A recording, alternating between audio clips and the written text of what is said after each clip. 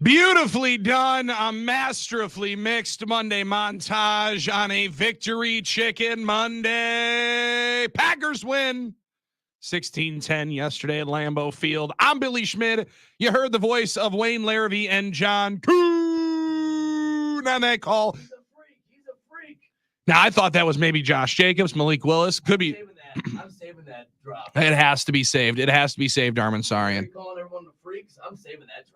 Oh, my goodness. Freak, let it out, let it on. And the NicolaLaw.com talking text line 414-799-1973. John Kuhn off today. He's with the Salvation Army heading their charity efforts today. So we appreciate John in that endeavor. Thank you, John. Great work. We're going to try to make sure that we steer the Covenant and steer the ship on a Victory Chicken Monday in the positive direction, in the right direction, towards Broadway, where the Packers' third week opponent lists and lives at 0-2. Packers will walk in at 1-1. Thanks to the victory yesterday. It's 9 to noon. Billy Schmidt, Armin Sarian here today, reacting, celebrating, and basking in the glow of that victory yesterday. Armin, it was a old school slobber knocker. It was Packers Alumni Day, and there were guys from the 60s, 70s, and 80s who would have fit in very comfortably with that sweater that was the Green Bay Packers victory yesterday. That was like the old man. I saw a picture yesterday on social media, on Twitter, on X, whatever you want to call it. On the socials. I said, you guys see the Packers yesterday? They had a picture of the 1919 Packers. We're running right at you. We don't care how. We're going to run right at you, right down your throat. I mean, let me tell you something. Like the old guys, the dads, the uncles out there, they were loving that first half. Yes, they did. Yes, they did. We're running right down your throat. You don't think old Frank Winters loved it looking out there? And amazing. And all the great Packer alumni that were there, and the team rose to the occasion in front of those guys. And you know who else rose to the occasion? I know you know this, Billy. And you know who was the freak? Matt LaFleur was a freak yesterday. Ooh, he was getting his freak on, especially late. He was getting, come on. He had two-hand come-ons trying to get that Lambeau crowd to help finish off the job. Now, Matt LaFleur's had a lot of conversation up and down all around. We've talked about him for years since he's been here, his coaching acumen, this and that. Yesterday was a great example of his coaching ability. He installed the game plan, the personnel that he was given. He gave them the game plan. He gave them the plays, the correct focus, and the execution was there by the players. That was a masterclass by LaFleur. I know some people were like, oh, he got conservative in the second half. I don't think you're going to start chucking the ball 50 yards downfield when you're starting quarterbacks out. Not a plan of attack that you'd like to go through. No. Very impressive. The Packers were staring down an 0-2 start, and maybe more, no doubt about it. That's the way we felt after Jordan Love went down. And they came up and they greeted the Lambeau crowd to an absolutely hard-fought win. That was a team victory, Billy. The defense was the star of the team. Malik Willis, he drove the bus as good as you can drive it. That was a coach bus. It's no disrespect when I say that. Malik Willis did his job perfectly. He was given the assignment, understood it, and he passed it very well. Totally. Managed the game, managed the situation, and that gets such a negative connotation. And if you are talking about a long-term starting quarterback in a long-term outfit, sure, that's not necessarily the gold standard in what you're looking to find. But in a one-game situation, 1 out of 3 potentially, 1 out of 2 potentially, however long this drought without Jordan Love goes, Malik Willis was able to give you exactly what you needed: 1 victory. Now, you needed 1 victory. We talked about it yesterday. All last week, John was hammering the numbers. And in the smaller sample size, since they've gone to 7 teams in the 17-game regular season, there have only been 2 teams that started 0-2 and made the playoffs. The Texans from a year ago were one of which. They won a division that needed to see the team that was leading it after 11 weeks go, check notes, 1-6. Yeah. So, like, at that point, you're putting yourself extremely behind the 8 ball if you allow yourself to be in that spot. Packers didn't yesterday, and Matt LaFleur is a big reason why.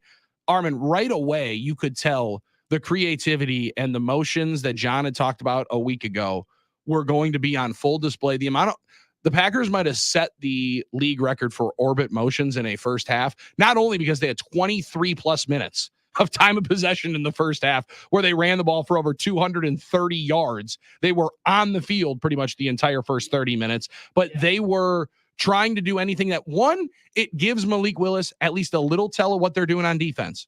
Number two, just to create a little bit of havoc on the other side, and then allow Josh Jacobs to go and do what he does best, patiently pick somebody apart through the middle. He really looked good yesterday. When they dropped that number at the end of the first quarter about his rushing yards, I thought it was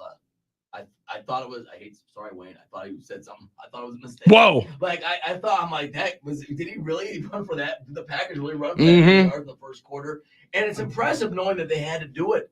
I mean, the Colts had to know that was coming and they couldn't stop it. And that was impressive. And you know what? It's like an annual rite of passage where we discuss, ever since Matt LaFleur's been here, quote unquote, what the real Matt LaFleur offense is, right? And you talk about the over motions and all that stuff. I remember, and it's kind of funny because it relates to another topic we talk about around these parts this weekend, what we thought Matt LaFleur's offense might be when he was hired and things like that. And then Aaron Rodgers puts his own stamp on it. So there was always this question, what's the real Matt LaFleur offense? I think Matt's ability has been able to be creative in any way to adjust to his personality. Yesterday is a great example. They used to talk about the illusion of complexity ability. I like that one. Yeah. A lot of all that. And I think that is a part of what we saw yesterday when you talk about the orbit motions, because the Packers got so creative running the ball where they had to be, right? Especially early in that first half. Now, there was a concern for me how sustainable can it be. It wasn't great in the third quarter. Yeah, that was a big part of it, yes. And then Matt, that third down, was ready to take his shots. And I'm taking my shot. Malik got deep to Dobbs. They took their shots, a couple downfield. Charles and Arkdale had to love the tight end drag. Had to love that. Yes. I was thinking of Charles and Arkdale. So they mixed and matched it perfectly. But more importantly, Billy, the defense did what they had to do. Big time. The defense had to sustain sort of a game like that. It was takeaways, Billy, 5 picks down the year. And a really impressive job. 5 interceptions for a unit that last year only was able to get 7 in 17 games. Now, the Evan Williams one at the end into what I love how Wayne described, a gaggle of bodies down 5 yards short of the goal line. But how about Jeff Hafley just in the Hail Mary at the end of the game in and of itself? I've seen this countless different times of Packer fans loving it over the last 20 some hours since it's happened. Look how many they rush on the Hail Mary. They rush 5. They rush 5 and get into the face of Anthony Richardson, who otherwise is going to easily get that ball into the end zone. The thing about Anthony Richardson, we've talked about. Much different philosophy than what you're seeing a year ago. He can throw like 900 yards. We know that's like his best thing. Like he can throw it deep, obviously. And I'll be honest with you, Billy, I love that Hafley rushed it. And I heard it first, obviously, before I saw it. I watched back. I actually thought the rush didn't do that great. Yeah. I mean, they kind of got to him, but he had enough time. But I would have liked to see the rush get to him better. But as many people would have liked to instead of just 1 sack yesterday. I understand it's hard. They were tired and it was a hot day, but even that, he still called it. It still helped. You get my point? It totally did. Yeah. It sped up the process. I mean, the ball is getting thrown even before receivers are in somewhat of the ideal positioning on the play. That was a beautiful spot of it. You see Xavier McKinney and Drew Olson and I co-host that I do Packers OT with. As we're driving up yesterday, he called it 20 minutes into the ride. I think Xavier McKinney might be able to bait Richardson into one. And I don't know if Anthony Richardson even saw Xavier McKinney behind, I believe it was Alec Pierce, who he's trying to find on that deep crosser in that first quarter. It is beautiful to witness what you invest in immediately pay off. Xavier McKinney and Josh Jacobs, the 2 highest priced free agents that the Packers have gone after, the most coveted guys since really that one day one of free agency where they bring in Preston Zadarius Smith, Adrian Amos, Billy Turner. Maybe Zadarius was the number 1 rusher on that market. Like maybe he was the number 1 guy. Well, I was gonna say, I think that kind of actually, they kind of had that return as well that first year on those. That first year. Yeah, definitely. Xavier McKinney and Josh Jacobs, immediate impact on day 1, very similar. You saw the ability of Josh Jacobs yesterday too. The way he can get in and out. 32 carries, Armin. That's the second most he's had in his NFL career in game 2. And he runs rugged but kind of quick, and he knows how to run really patiently. Yeah, really patiently. So that was really nice to see. I thought we'd see a little more Marshawn Lloyd, but that's okay. Didn't get to see Emmanuel got his carries. The Packers have that ability to, if they stay healthy, have that bevy of backs. and the creativity. And I think the offensive line had to feel good about that game, Billy, after last week, because they were getting handled in Brazil with Philadelphia a little bit, but they were able to come out in the first quarter, physically dominate. Josh Myers puking on everybody. Amazing work. I mean, and they really had a nice game. Shout out the Packer Pro Shop. Yesterday, I shouted him out once I saw that video on Twitter. Yeah, I'm going to need to get that 71 jersey personalized after that. And think about Went full Alex Sterling, who was one of my high school teammates, who was, dude, third down. We're playing Cudahy. And my man literally throws up from a 2-point stance across the line of scrimmage. Now, that was a projectile situation. I didn't think I was going to see something better than that clip. Then Josh Myers just subtly turns the head, says, I don't want to get this on the football. Maybe got a little bit of a splattering on the football. So Malik Willis like, I ain't throwing this. I ain't throwing this puke ball. That was interesting because I heard Billy, I think it's Bill Huber, going back and forth post-game with Myers about it. Yeah, and Josh is like, I didn't throw up. He goes, yeah, you did. Yeah, you did. He goes, oh, sorry, I apologize. Well, Matt said you did. Well, Matt said that Malik said I did. Whatever. I get Malik touched the ball, too. It was also a hot, sweaty day. Listen. Just an amazing moment. It worked in Little Giants. I mean, that was the Zoltek. It's true, yes. I'm sitting here like, does anyone get this reference? I mean, Zoltek, and they took the acid indigestion pills to try to intimidate. I think Josh. They're taking acid? Well, no, like acid indigestion pills. Like got it. Okay, good. They're taking Tums. I was going to say, jeez. I don't know what they call them. But anyway, I think he was trying to intimidate the D-line. I think it worked. I really do, Billy. I think it worked. I think that was the Zoltek move. So a Little Giants shout out. But what a fantastic game yesterday. It was awesome. Daniel Whelan got a shout out post game. Deserved one for the amount of punts that he was knocking through. I think at one point his average was almost 52 until he checks one up inside the 10. You know, you can laugh about it, but in a game like yesterday, that's very important. It was huge. It was massive. And it wasn't a mistake-free game either. Braden didn't hit all of his field goals. Could have had one. You know, the Giants fumble inside the 5. I was wondering. I'm thinking the Packers are going up 17-0 here. I'm thinking, well, will that be the one we circle if the Colts come back? Say we really lost our opportunity here. Because I'm thinking in a game like this, you can't miss a scoring opportunity when it's presented to you. And Josh Jacobs did have the fumble, unfortunately. So, but the Packers were able to survive it. And I don't know. I didn't think they got too conservative, Billy, in the second. I think they had to play it that way. I think they were doing the right thing, and we'll litigate all of it. Open up to you on the NicoletLaw.com talking text line 414-799-1973. Talks and texts all day long. Reaction to it. Dan and Elkhorn, who now Dan, sorry, bub. Sorry, Dan. Dan's our resident Cowboy fan on the show, so we're not even gonna bring that up. Yikes. We're not even gonna bring that up of Alvin Kamara having 4 touchdowns. Not even going to bring that up of him scoring a first half hat trick. All right. We're not even going to bring that up because Dan's talking Packers. He said, hope you guys kept some receipts from those Packers, quote unquote, fans last week who were giving up on the season and doubting LaFleur.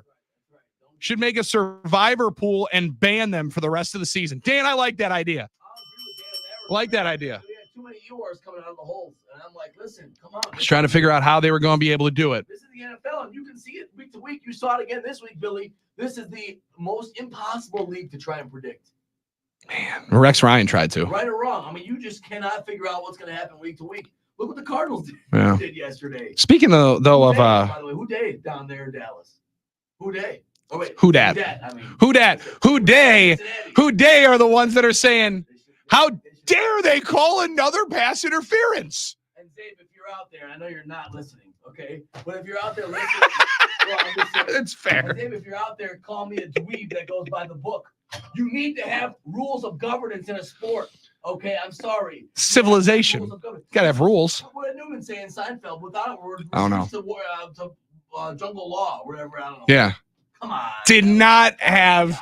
That was PI. I did not have Armin Sarian botching the Seinfeld reference on my bingo card today. I'm sorry. Wait, listen.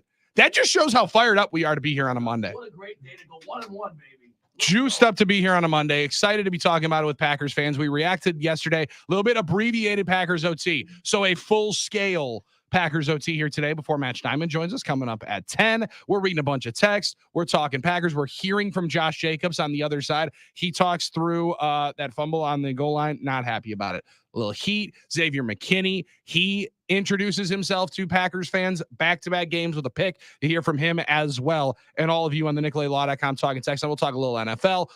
We're also going to hear from the Brewers manager, Pat Murphy, because as we wrapped up post-game yesterday, the game was still on with Brewers and Diamondbacks. And you want to talk about abbreviated post-game show? Tim Allen had to get in before Sunday Night Football. Yeah, I know. I don't know if he's happy or mad about that, actually. It was probably a good thing that Tim Allen got off the air, because the Pat Murphy questions in the 10th inning may have given my man some serious heartburn, and he may have needed one of your tablets. There you go.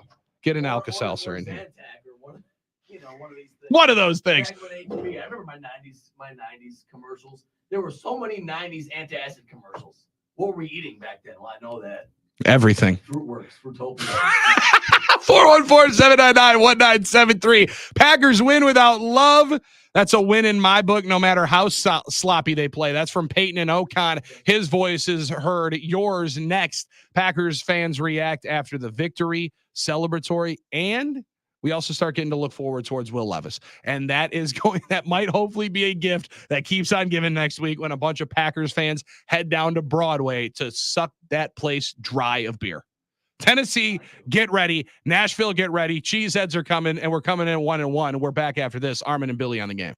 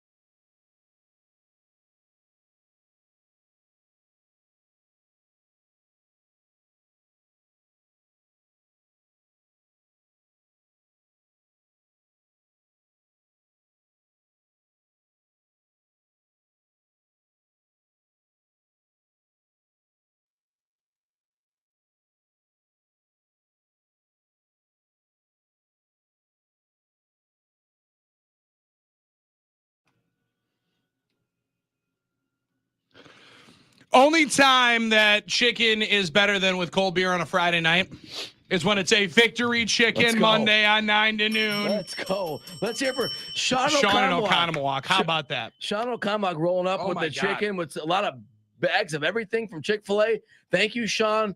Victory Chicken is a thing. We're going to continue it, and we appreciate him bringing it because we wouldn't have remembered. So no. I don't think I mentioned it until I started the show by yelling out it's a Victory Chicken Monday. Oh, no. That just shows that we can set some true Packers fans appointment listening to a Victory Chicken Monday. I hope that you guys are all now going to start celebrating on Monday mornings after Packers victories with chicken, because it's a great way to start your week. It's a great way to start your week. It's absolutely fantastic. Thank you to Sean, who was rolling up in the garbage truck, by the way.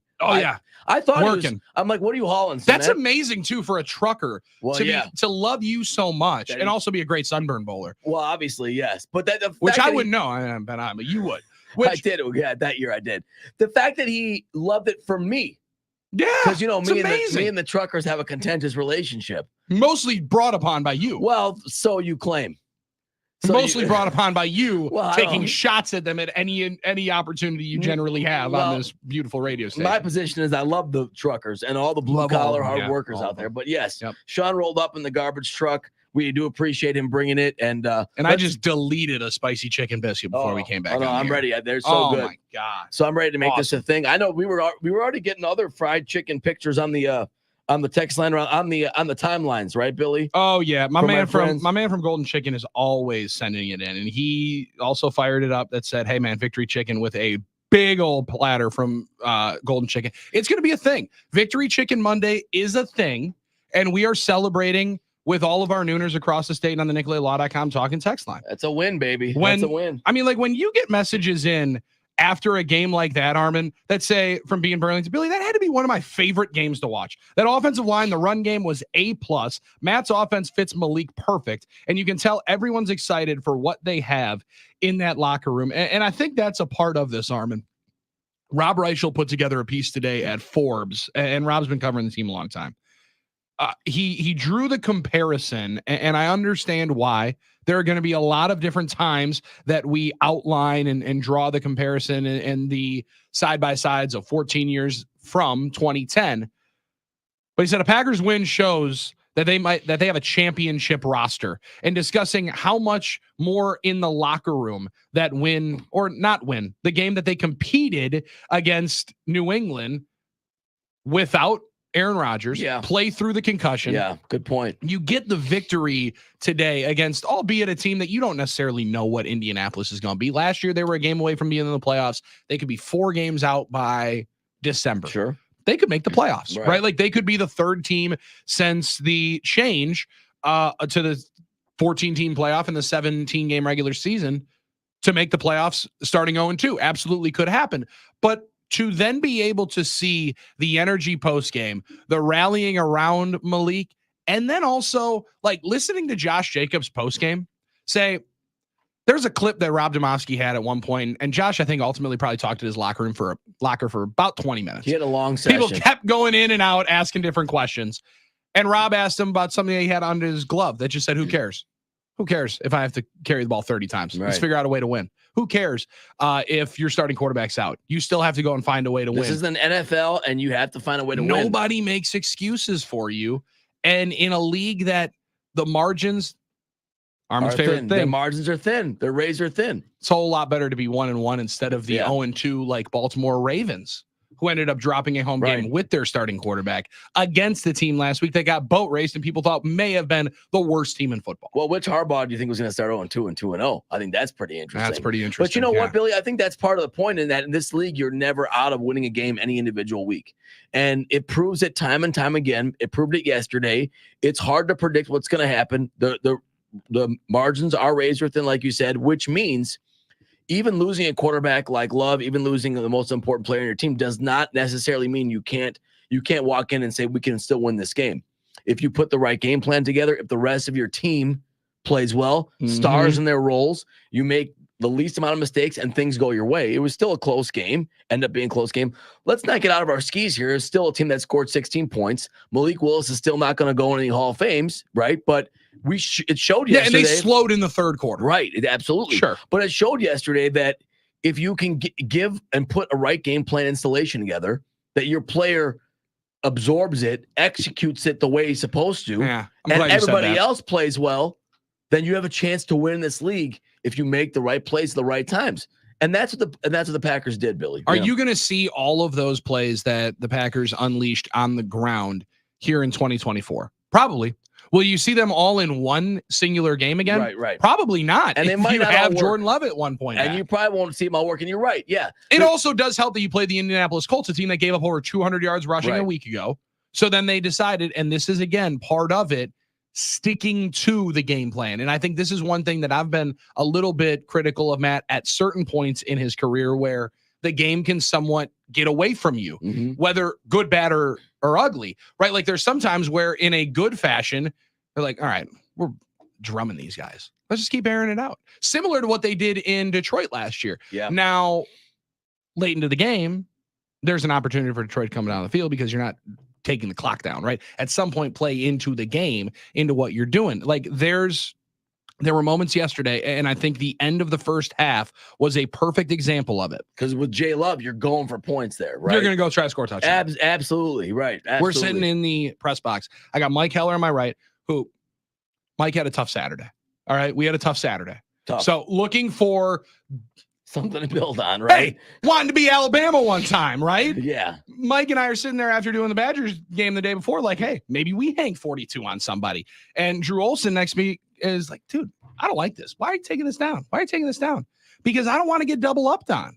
As much as you are controlling the game, well, and as much as the Packers defense was controlling Anthony Richardson at that point, for somebody that has the big play, one strike ability, sure, like that Colts offense did last week, and that's how they were in the game against Houston, you just could not take that risk. Matt said it after the game. Some people thought it was conservative. I thought it was smart. And I'm gonna go. I'm not surprised you felt that way. No, buddy. and I'm gonna go with Matt. I think it was smart as well. I agree. I think discretion was the better part of valor there because Billy, the last thing you can do there is you start getting out of your skis a little bit. You call some plays. Yeah. Next thing you know, Malik throws a pick. Last thing you can have is that type of mistake after you work to get what you had in the or first a quick half. 3 and out. They still get a minute with 2 timeouts to go down and score kick a field goal. Yeah, absolutely. They get the ball at half, and by the time you could touch the football again, so it could be a tie game. Right. So I wasn't mad about it. And I think the other thing in the back of my mind was you're at that point, the Jacobs fumble was kind of a bummer, and you're trying to survive that. Especially for some of us that had a Jacobs anytime touchdown. Oh, that's brutal, brother. That is brutal. That was a tough moment in the press box. And the day he had yesterday, he didn't put it It was a tough moment in the press box. Didn't he have one call back, too? Did have one call back. Oh, my gosh. That was him, I right? celebrated multiple times in the press box, yeah. I celebrated Talk about getting slow rolled. Hey, it's all good. It's all anyway, good. My got that Packers money line. My point was, until I took that away, well, at least you got the money line, was basically you couldn't have that happen again. And that was my point. Like, I'm fine with this. That's the way I looked at it. Because, the Colts did have more big strike ability throughout the game yesterday in general than the Packers have, just based on their personnel. I'm not saying they played like it yesterday. Mm-hmm. So you didn't want to give them those chances. And I think that, and this is another Mike Heller favorite, a team has to be complicit. I think somewhat the Colts were. I don't think they came out ready. I don't think they came out focused. And I don't know what their run for the first 3 is. quarters, it was Jonathan Taylor and everybody else. That was it. I don't know what their run defense is, Billy. Maybe they don't have one. But I'm glad the Packers 414 did say, were fans booing going into half at up 10-0? Sounded like it on TV. There was some consternation. Who did should have their season tickets revoked. Well, 414, that's what I was saying. Like, there were many people that were not happy with the way that they went into the half. They wanted the Packers to try to put the pedal down to the floor, run down the field, maybe throw like 2 deep balls. Again, they watched Alabama score a touchdown in 2 plays, 79 yards in like 14 seconds. Like, why can't we do that? Well, this is not a fan base. Why can't we do that? This is not a fan base. I get wanting to push the accelerator down. There were, and maybe to the 414's credit, maybe for some of the fans, that was just how you planned on going to the game. Like last year, that's my the offense got booed off the field for the first 3 home games at halftime. Yeah. Now Billy. those were rightfully so. Yeah. Last year, this much different beast. Well, you're talking about a fan base that's used to having prolific players in the offensive position, so Especially at that spot. there was Especially never at the quarterback spot. quarterback spot. So there's never a time where you're thinking we're not going to try and score. I think people were worried that we're going to get too conservative here. I think it was just the right mix yesterday. Yesterday was the time when it was just the right mix. It hit me right as we were starting Packers OT, Drew Olson and I yesterday, when Drew said the start of the Malik Willis era. I don't know if this has happened in my lifetime, that the Packers have now started 3 different quarterbacks on 3 consecutive home openers to a season. Wow, I didn't think about that. Yeah, it has. Aaron Rodgers, Jordan Love, Malik Willis. No, it hasn't happened. It hasn't happened in my lifetime. No, because you were born in '94 yeah. in the Favre run. Like that. That's just a wild stat that, again, we get it thrown at us last night. Like, as Caleb Williams was having another tough day. Shucks. Sorry, Wow. bud. I don't know what happened with him. I don't know. Sorry, man. He was really getting his butt beat in though, too. Oh, he was man. getting rocked. Oh my He god. was getting hit quite a bit. Second most pressured quarterback in football. You know who the number 1 is? Most pressured? I'm trying to think off the top Will of my head. Levis. William Levis. Yeah, that's not going to be easy to win that way. That's going to be a tight fit for Billy Jeans coming up next week. We got people that are already excited to go down to Nat. The like that one? Broadway? I did like that. They're yeah. ready to go down to Broadway. Are you kidding me? 414 Packers game yesterday just made me so much more excited to travel to Nashville for the game. A group of 10 of us headed down there. We got Sheila in Milwaukee, Armin, comparing the prices of tickets on the secondary market, saying this dude has the ticket for the Colts Titans game listed at $35. Wow. Taking the same spot, $135 for Packers and Titans. Guess what? That's the cheesehead effect. That's because people want to get down there. Packers fans want to get down there because they want to see Armin. Haley Welch. Talk to a girl. No, I'm just kidding. No, they want to see the Packers' first win I know. in Nashville against the Titans. Oh, that's right. Yes. I know you were setting me up for that, and I apologize. So I did give you that stat. You thought I was saying all the Packer fans just want to go down there and see all those Broadway girls, as Morgan Wallen calls leave them Broadway girls alone. But yes, let's do that, Packers Morgan fans. says, leave them Broadway girls right. alone. Don't get yourselves in trouble. They want to see the Packers' first ever franchise win in Tennessee. The Packers have never won in Tennessee. Now, they have beaten the Tennessee Oilers at home. Yes, I said the Tennessee Oilers. They were the Tennessee Oilers for a couple of years before they switched to Titans. In '98, the Packers won at home, but the Packers have never won in Tennessee. And one was a pretty bad one. Do you remember that one, Billy, recently? They got blown out. I remember the year that was. 2016. Yeah. My pops and his crew were down there. They rented the RV for that one. Oh, that's perfect idea. Drive the RV down. That was an early exit. See a big Packers win, and no, it didn't happen. No. DeMarco Murray, if I'm not mistaken, ran all over him. And this time around, they're going down there in their Airbnb in it. I think that's better. I think that's a better omen. I think that might be a better omen. A little more comfortable, and let's get that W. Let's get the W, and then you can come back, kick the feet up, get some air conditioning, and really, really enjoy it. Aaron and Fredonia. Hey, guys, remember when we used to argue all week if Aaron Jones was going to have over under 10 carries? How about 32 from RB1, and he's not hurt? Maybe the best move Goody made this offseason was signing Jacobs. We're going to hear from Josh Jacobs and more of you on the NicoletLaw.com talking text line. When we return, it's a Schmid and Sarian experience on a Victory Chicken Monday. Packers win 16-10. They're 1-1, headed to Tennessee in a week. Talk to Matt Schneidman and wrap it up in 20 minutes, 9 to noon on the game.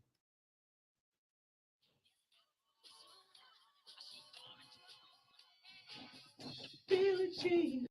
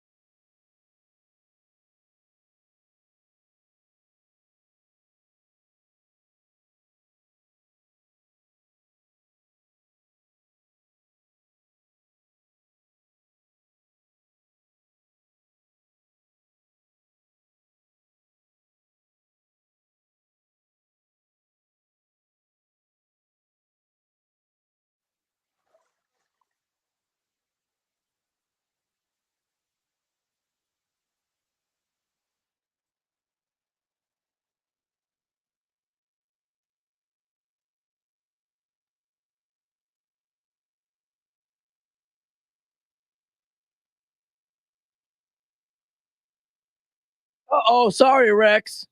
Guess you Wow. were wrong on that one. Uh-oh. 1 foot behind. Oh, you seen him play. Did you see him play yesterday, Rex? Couldn't see the forest through the toes. I mean, trees. Sorry, Rex. That's I Rex don't Ryan. remember. Yeah. I'm glad there are many people that were able to capture that one online because I was not watching that program. And won't be watching the Mike Greenberg led program there to start up Sunday NFL Countdown. I'll be sticking with my guys on NFL Network. I'll let Rich Eisen, Kurt Warner, Gerald McCoy, great addition to Steve Mariucci and the boys. Yeah, that's the game day show to be waking up with instead of those cats. He wasn't the only one. Your boy Taylor Lewan. Yeah, Taylor Lewan got a lot of egg on his face. Listen, Taylor. I understand you got to have a take.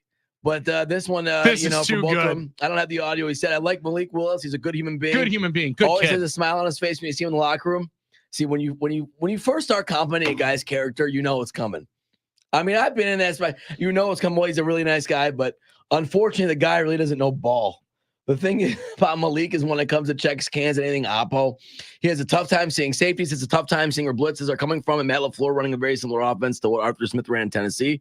Well, guess what? First of all, maybe Matt LaFleur is not Arthur Smith. Oh, maybe he's a little different than Arthur Smith. Different. I don't see LaFleur making a dramatic change where it's like we're doing day one installs. Well, listen, it worked and he made it and he understood the assignment. And Malik Willis came correct yesterday. That's all I'm going to say. I don't know if he heard Taylor and your boy Rex and your boy Taylor, all those guys, but listen, he proved him wrong a little bit yesterday. I'm not saying Malik Willis was going to win MVP yesterday or anything like that. I'm not saying he's the first pick in fantasy, but I'm saying he started his role yesterday, and that's what you needed from him.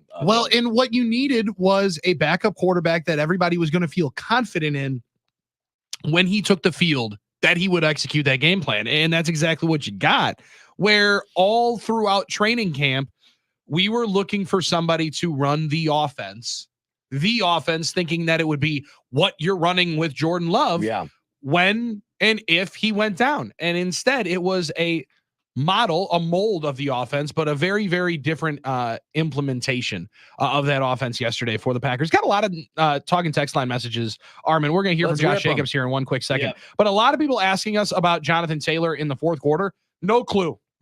Wayne was asking the same question. Shane Steichen didn't even answer it really after the game. Like I was reading Stephen Holder. He was the guy in Indianapolis that said the Packers may be trading for Jonathan Taylor a year ago. He still covers the team for ESPN. He's like, Shane Steichen didn't say anything. Didn't answer it at all. Well, James Boyd covers the Colts for The Athletic. He just put up the snap chart. He said the most alarming note, Jonathan Taylor, who was not injured, and he said it as explicitly as he could at his locker, I am not injured, despite being sidelined for the entire fourth quarter, played just 29 snaps.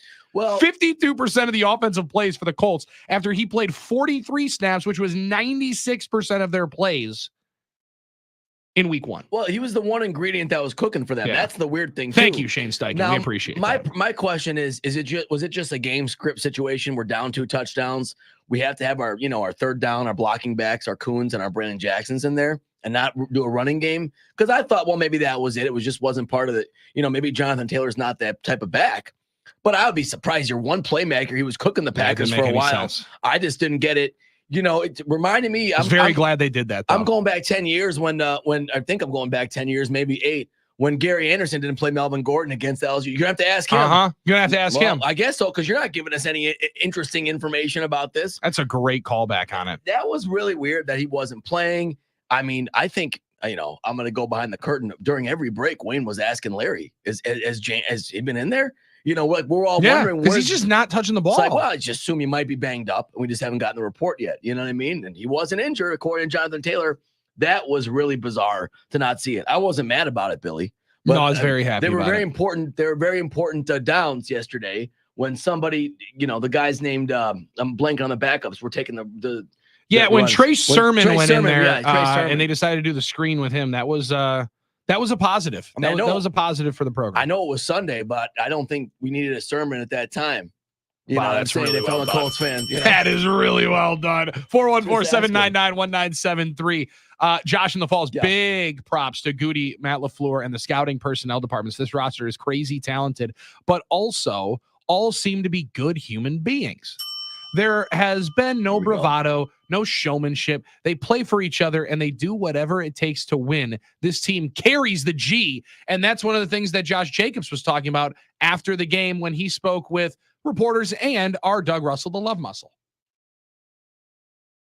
as he spoke about being able to know that in this room and in this locker room, there's really no selfish guys.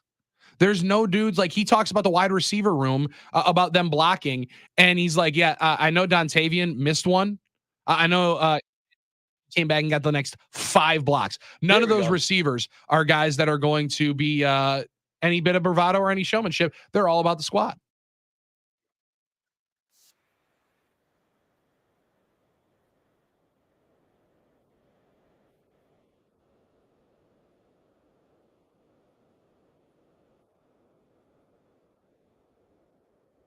Josh had to deal with some of the heat there for a couple of questions because then there's an individual that walks in who definitely John would know this, and I think many people that are inside the media saw this. It's very much, Armin, kind of like the home opener for the Brewers, where it becomes a little bit like, holy cow, what country music station is here?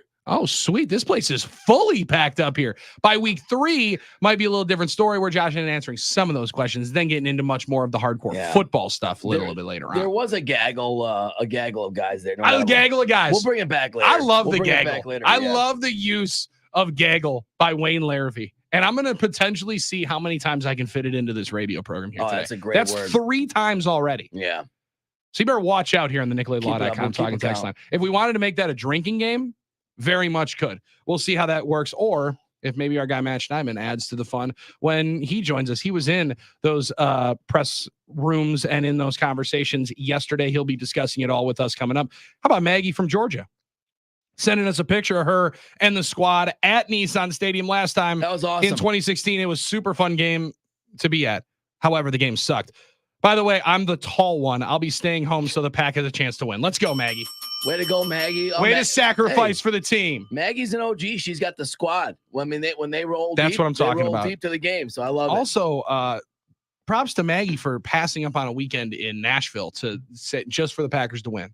That's a fun town, sure, Armin. Absolutely. I've never been. A lot of fun. I've never been. I hear it's good, though. I feel bad for beers in Nashville. Yesterday was a bad day to be a beer at the at Lambeau Field.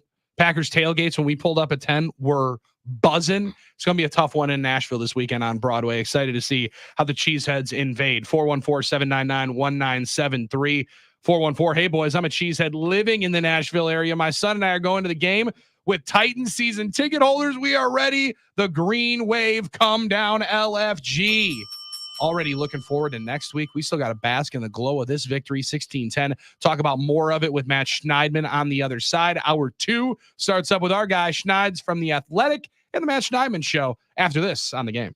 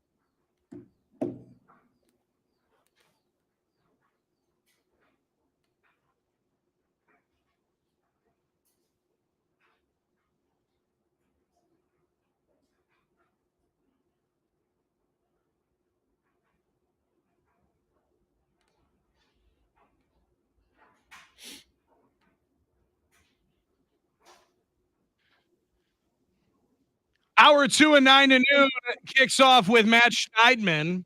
And tonight, Matt Schneidman kicks off the Green and Gold Legends series at the Potawatomi Casino Hotel Sportsbook. Let's go. With Packers legend Dorsey Levens. Join Matt Schneidman and Dorsey tonight in the Sportsbook with 97.3 The Game. No one ran Dorsey it. Levens, number 25. Man, I'm sure you have questions ready. I'm sure you're prepared and everything. But man, Armin's got a lot if you need some. nobody ran a screen like Dorsey. Let me tell you. Nobody ran a screen like Dorsey Levens. I loved when he was out in the screen. How many times have you watched those screen passes from the 96 NFC Championship game? Oh, my God. What's interesting about that position? There's dirty clips in this world, Matt, that I assume Armin does have some saved on his phone. And then still the number one in that category is Dorsey Levens in those screen passes in the 96 NFC title game. He had an amazing game that day. Man. Wow. That was beautiful. Matt, no John today. He's helping the kids out at Salvation Army. Which apparently was not good enough for some of our nooners as to where he is. But you are here, and we appreciate you being here to talk about the Packers home opener. The energy in that locker room was tremendous. In the stadium was beautiful. But to see the execution of the game plan, especially early, we got a lot of people on here saying that's Matt LaFleur's finest hour as a Packers head coach is what he was able to get those boys to execute yesterday in that first half especially. Yeah, it was a great game plan, I think. And we got to give credit not just to LaFleur, but to Adam Stenovich, who's in charge of formulating the run plan for the week. I don't think he has the official title of run game coordinator, but as the offensive coordinator who doesn't call plays, he's in charge of putting together the running game plan. And everyone knew they were going to run, but it was the variety of runs, the different looks, the Jaden Reed in the backfield, the pulling, the misdirections that I think really kept it fresh and kept it effective. And Malik Willis, he didn't have to do a lot, but he did well when he was called upon with his arm. And he didn't have any, dead ducks, and he threw the ball with some zip. I mean, that throw to Dontavian Wicks is a really, really good throw. To get that to the sideline past, I think Kenny Moore was a Pro Bowler. That's a really good throw. And Matt LaFleur said it after the game, even some of the hidden stuff. He said, we had a lot of long play calls. We had motions, we had shifts. And for him to come in and know that and get the play calls in, that was impressive. So Matt LaFleur, contrary to what Taylor Lewan said a couple days before the game on his Barstool show, I think Malik Willis understands a little bit of ball. And he showed his ability to adjust when Josh Myers returned on the ball a little bit. And he's like, that's the adjective or that's the verb you're using. Gave back. Let's see. It's all about giving back. Retasted his breakfast blue chunks. Did you hear? That's a great way. Great use of the Bill word. was like arguing with Josh about that. Like, no, we heard you puked on it. You did puke on it. And he's like, I thought I missed it. No, you did. No, Matt said you did. I thought that was kind of odd, but hey, I mean, I'm not questioning Bill. I just thought that was an interesting situation. Yeah. Well, if Malik Willis, what I took away most from the situation, it's hilarious, is that Josh Myers, it was literally one motion, throwing up and then snapping the ball. He didn't throw up. Like it was part of straight into pass pro. Survey the defense straight into pass pro. Nice little double team. Yep. Just a keeps his eyes in his front side gap. I mean, Matt, that's textbook. We're using that today at Arrowhead practice of whatever you need to do for the squad, you have to be able to do. He's still giving help, still has his eyes in his gap. It's perfect work, but even the motions and the pulls and the things that you mentioned there, I thought Sean Ryan really was able to showcase himself a couple of times on the long run by Jacobs. He's out on a weak side zone where he gets good backside cutoff, still gets up to a linebacker. Like they were the execution is the part of the game plan that generally gets kind of overshadowed, and understandably so. We compliment the coaches, we compliment the design of it, but damn, that execution, especially up front. They had one holding call on Rasheed Walker where if he moves his feet, it's a little bit difficult to blow the whistle on a touchdown. But, man, that execution was really, really good from Luke Butkus' squad too. Yeah, absolutely. And I know the O-line was a little bit of a question mark coming into the season, but that whole group, Josh Myers, Elton Jenkins, Walker, Zach Tom, Jordan Morgan, even though he's injured, I wonder how severe that is, and Sean Ryan. Matt LaFleur said that the offensive line had a shaky practice on Wednesday is the adjective he used to describe it. So he went into their room and said, you guys got to step it up. We're going to win this game because of you guys. And they delivered. I love that. This game reminded me, you talk about the great Matt LaFleur coached wins. Matt LaFleur's had a lot of wins in his tenure. This one, I think a lot of people would credit to his coaching acumen, a masterclass. Remind me of the road game in San Francisco where it was like the Juwan Winfrey show. You know what I mean? Like there's certain times when you say, okay, like Arizona. It was Arizona. I knew it was Thursday West. night game, Arizona. I knew it was Yeah. West. Where you say to yourself, you know, I know Matt's a good coach. I know it presents itself in different ways. You know, the popular debate every year is, well, what does Matt LaFleur's real offense look like? Because it was Aaron and this and that. I just felt like that was one of his best coaching performances yesterday in his time in Green Bay, Matt. Yeah, I think so. And I think the scenario at the end of the first half, when they had plenty of time to try and go down for a field goal or a score or a touchdown, and they didn't. They kind of played it conservative. And I used that word conservative with Matt LaFleur after the game in his press conference, basically saying, you know, what was the thinking there and how did you balance, you know, being conservative with Malik at quarterback and, you know, pushing the envelope? And he kind of snapped back at that. That's he awesome. said, I wouldn't call it conservative. I would call it smart. Mm-hmm. Running a 2-minute drill with a quarterback who's been here for 3 weeks in that situation would be reckless. And it's like he's trying to win a game. It doesn't have to be aesthetically pleasing. It doesn't have to, you know, be pretty. The Packers won the game. So I see people on Twitter saying, Matt LaFleur doesn't, you know, put his foot on the gas. He's too conservative. This. Going into the game, if you said to any fan, it's going to be ugly, Braden Arvison's going to miss another kick, Packers are going to make it close, whatever you want to say, but they won 16-10, they would take that every single time. Absolutely. Yeah. I mean, that goes without saying. That you're not going to get foot on the gas is not that's not the situation. Foot on the gas when you don't know about the car. I mean, it is not to disrespect Malik. Good point. Yeah, but it's not to disrespect Automatic Malik. transmission. But the reality is, you don't want to test it to a place it hasn't been yet. Saying, you know what, it's been running fine. It's getting me home. Last thing I want to do is try and floor it and see what's going to fall off the car. You don't want to do that, right? Discretion is the better part of valor. And that was the right move yesterday. You know, you could say it's conservative, whatever you want. It was the right move. It also played into, Matt, the strength of their game yesterday on the defensive side. And that was continuing to make Anthony Richardson throw the football. Now, I don't know. Maybe we send Shane Steichen some victory chicken this morning or like an edible arrangement for not playing Jonathan Taylor in the fourth quarter. Yeah, thank you, Shane. We appreciate that. Was he hurt? He said no. He said after the game, no. I looked at Stephen Holder and your friend from The Athletic. The name's James passing Boyd. me up. James Boyd. I just read from his tweet. They both said no. He didn't say anything. And he played like 52% of their snaps, Matt, where he played like 96% of the snaps in week one. So it didn't make a ton of sense.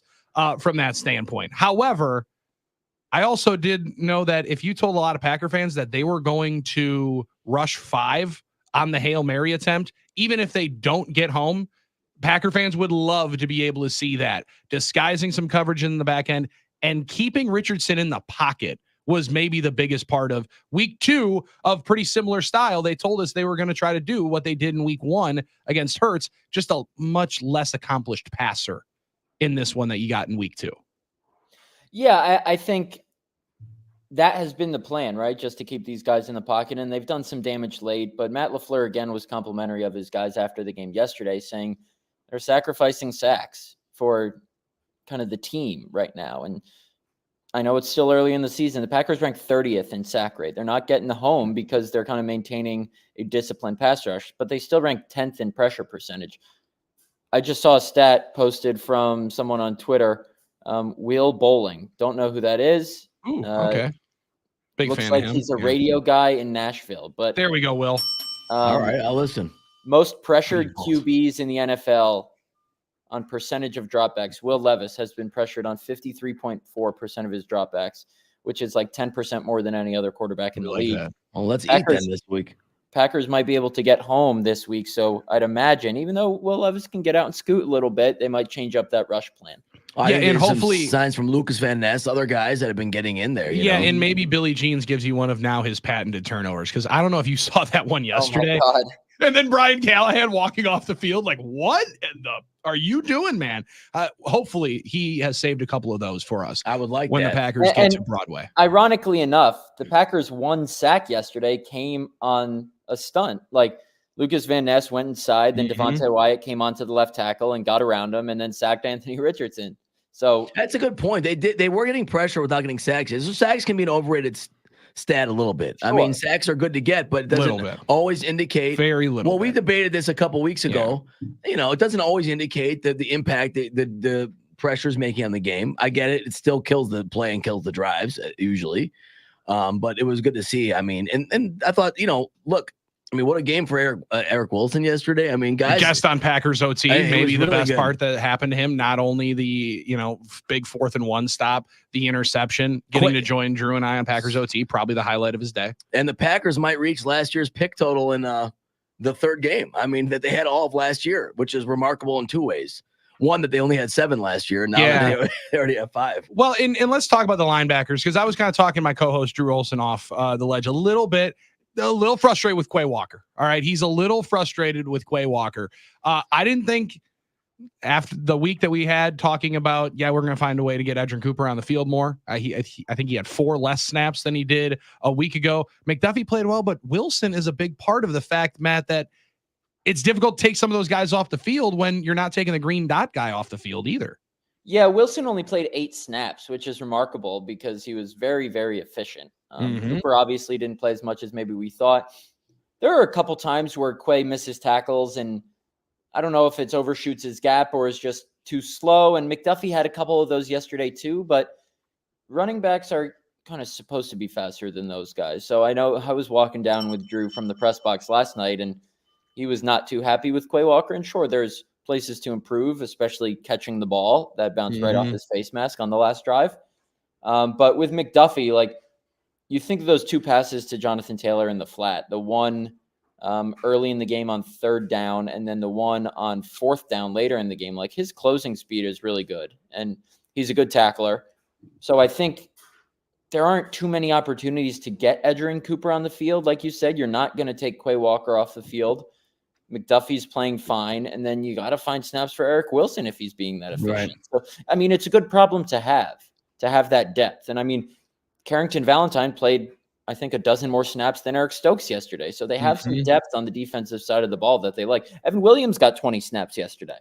Yeah, and that was nice to see after none in week 1. Matt, did you get a lot of people asking you what happened to Eric Stokes? What happened to Eric Stokes? Stokes? Okay, because we had a lot of people on the post game saying, did he get taken out? I think they're going to rotate it similarly like they do at multiple other positions. Right, I think so too. Carrington Valentine played well enough last season to earn snaps this year. And I think at right guard, like Adam Stenavich said this week, the rotation at right guard is because one guy hadn't really stood out. I get the sense, but we'd have to ask Jeff Hafley if the rotation at corner is more so because they feel they have 2 good guys. They want to keep them fresh. Those guys are playing every snap, running around a lot. Yeah. So I wonder what the reasoning is there. I don't think it's because, one has underwhelmed. Eric Stokes has received rave reviews throughout the summer. So if anything, it keeps guys fresh, gives the Packers a little more depth. And I know we talked about, Luke Musgrave maybe getting more snaps. That didn't really happen. Or Edgerrin Cooper getting more snaps. That didn't really happen. Jeff Hafley stuck true to his word of getting Evan Williams more snaps. Yeah, he did. And you mentioned Luke Musgrave. Maybe one of the reasons why he didn't get more snaps, man. Tucker Kraft is a difference maker in the blocking game. Like in the run game, he is a difference maker. Yeah, and I was just looking at the PFF grades. They have Tucker Kraft rated as the 3rd worst run blocker on the Packers. And I like PFF for some things, but like I was rewatching the game, and after Jaden Reed's first down outside run at the end of the first quarter, Greg Olson, I wrote the quote down. He goes, "I know I'm biased, Joe, but Tucker Kraft, number 85, the tight end, he's really at the core of everything, every one of these concepts. He's taking over as the every down tight end for this team." Let's hear it for the note taking, by the way. Yeah. Note taking. Nice note taking. Yeah, there's a reason Tucker Kraft played 47 more snaps than Luke Musgrave in week 1, 25 more snaps than Luke Musgrave in week 2. He's good after the catch when he has the ball in his hands. He's a good run blocker.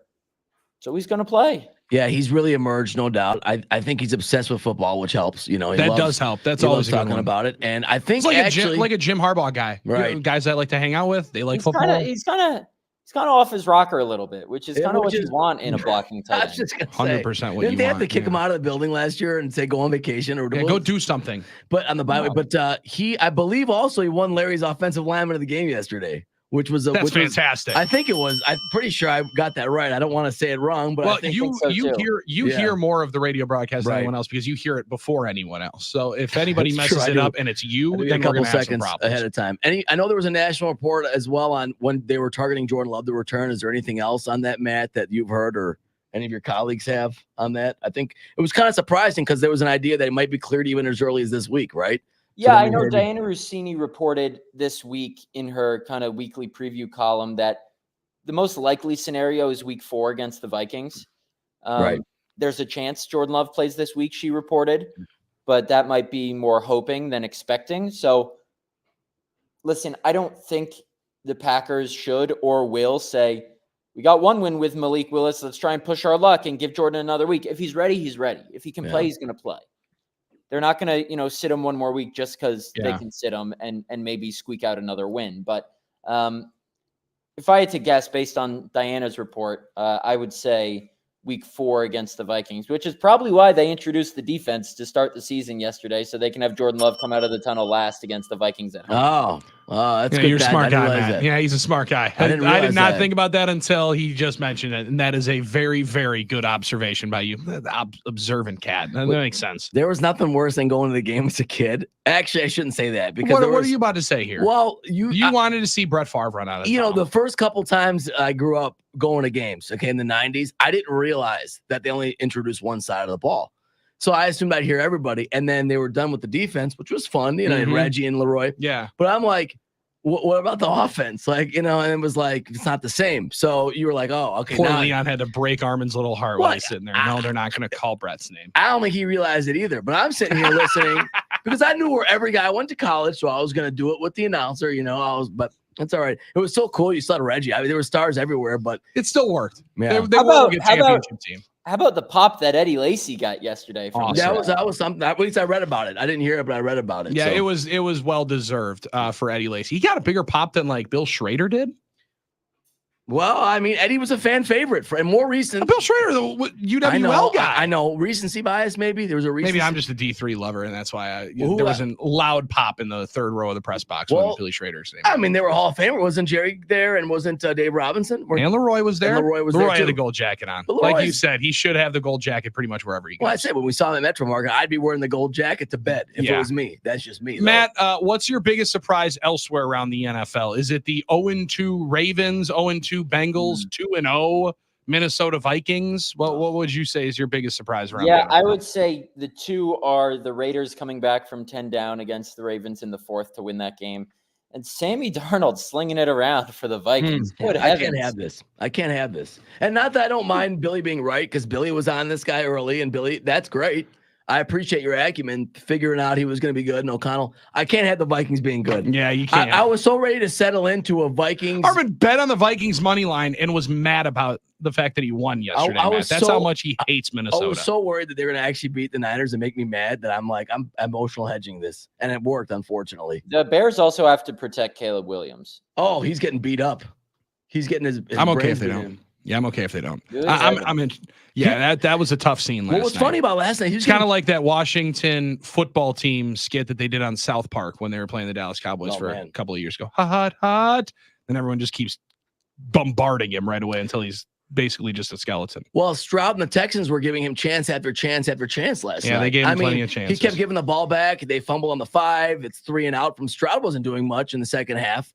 Caleb got a lot of chances, but the pressure was just incredible. It was all over him. Kind of like the pressure that's on Matt Schneidman to deliver an absolute award-winning program here tonight. Yeah. Potawatomi Casino Hotel and the game present the Green and Gold Legend Series tonight.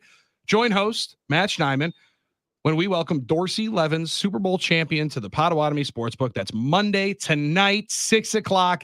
Potawatomi Casino Hotel Sportsbook and 97.3 The Game. Green and Gold Legend Series tonight. What are you most excited to hear from the Super Bowl champion running back, Dorsey Levens, here tonight? You got a couple of those in that notes earmark, the things that you're excited to ask him about? I do. I have a couple because obviously he played for the Packers when I was a wee lad. Right. Before I came to Green Bay. So I've done my research.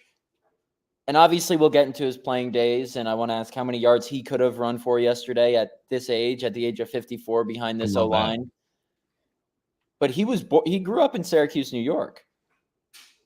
which I did not know. Yes, that's right. He went to Notre Dame and Georgia Tech, but he was a Northern New York guy. I do look at remember that. something about that. Central New York, not Northern New York. Get it right. Yeah, well, figure it out, anything above, Bronx is like, I Yeah, guess. okay. I don't know. And Dorsey I have Levens. no idea.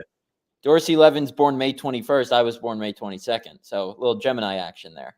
There we go. There you Okay. go. Well, it was interesting because when he first came up, the Packers were still using the fullback traditionally, and then that started changing around the league, where Edgar and he actually came up as quote unquote fullbacks, but the West Coast scheme was everybody was Moved him more running. into the back, yeah. So he became the feature running back when Edgar left. Was really good. He was there for the Terrell Owens catch game. He had a big game. I think he had a fumble in that game. Obviously, Super Bowl. He became a big time feature back in '98. So you should have a lot of good stuff to talk to him about. I'm excited. I'm Yeah, excited to listen to it.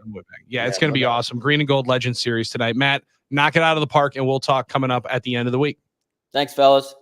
That's Matt Schneidman of The Athletic and theathletic.com, as well as the Matt Schneidman Show and the Green and Gold Legends series. That tonight is the Matt Schneidman Show from Potawatomi Hotel Casino Sportsbook. Inside the Sportsbook, beautiful spot. I mean, great like spot. we've said it a number of different times. If you have not seen just how great it is, it's worth going and checking out, and you are not going to be disappointed. I bet it was outstanding on Saturday night. Oh, I had planned on going for UFC. for the fights. Yeah. When I tell you, Armin, I didn't even stay up past the prelims. Then Yeah, wake wow. up. Yeah. Then wake up around 10 o'clock, right when the main card's on, saying, well, now it's too late for me to go to Potawatomi. So now I'm just going to sit here and then fall asleep in between the main event. Well, guess what? That's because the main event was a snoozer. They were both sleepy, especially if you were a Sugar Sean O'Malley fan. All right, that's the UFC conversation for the year on 9 to noon because nobody else needs it. That's Armin Sarian. I'm Billy Schmidt. Wes Hodkowitz and I entertained ourselves yesterday in the press box for a good 7 minutes. Talking UFC. Wes likes it. Loves UFC. Cool. Wes Hodkowitz could be a UFC reporter. Really? Like his knowledge is elite on it. I was just able to tag along for it. Well, you are along for the ride. I thought you were going to say fighter at first. He could be a UFC fighter. Yeah. Why not? Why not? I could see him in the bantamweight division. Now it's really cluttered up there at 146. I don't know exactly if he'd be able to hang with the amount of wrestlers that he would face there. Again, that's more for the next 2 years. That's Armin Sari, and I'm Billy Schmidt. Packer conversation on the NicoletLaw.com talking text line. Elsewhere around the NFL and in Major League Baseball in Arizona, Pat Murphy had a questionable one yesterday. He explains himself, and Armin Sarian explains maybe a little bit of trepidation. Next on the game.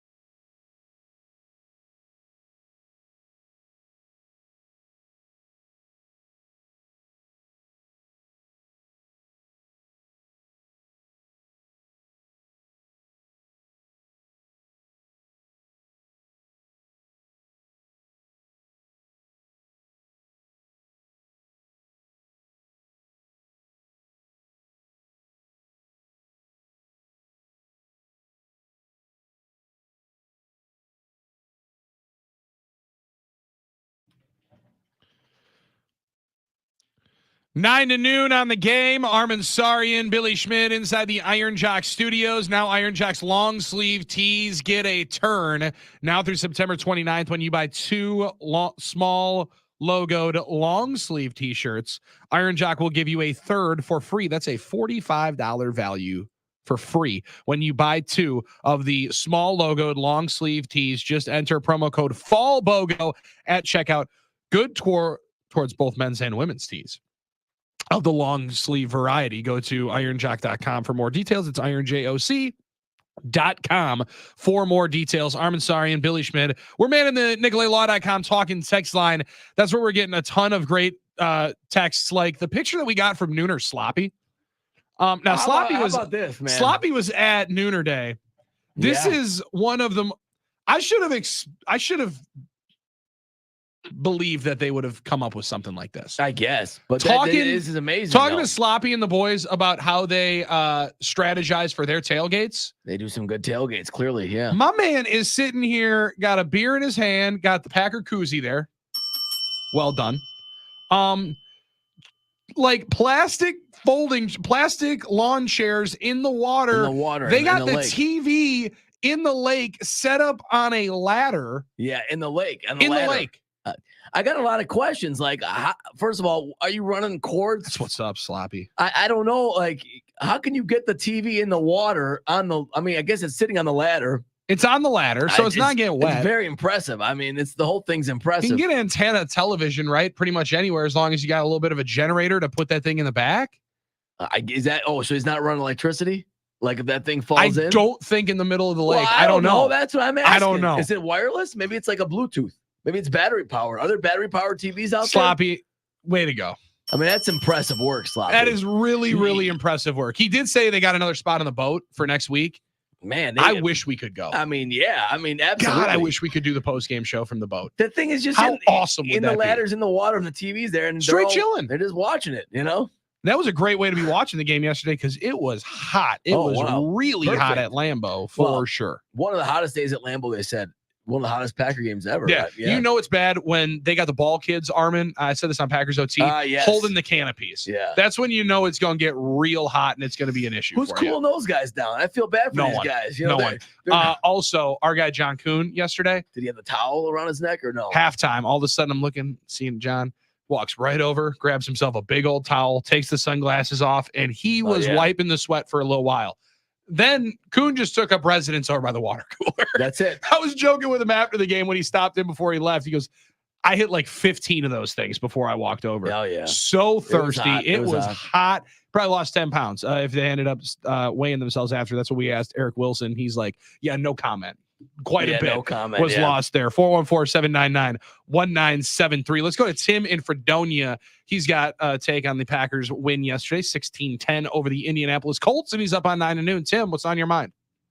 You know, I was talking to a buddy of mine yesterday, and he was just bitching up a storm about, oh, my God, the last 2 minutes of the half, you got to showcase your quarterback. I'm like, dude, put down the bong. He's been there 3 weeks.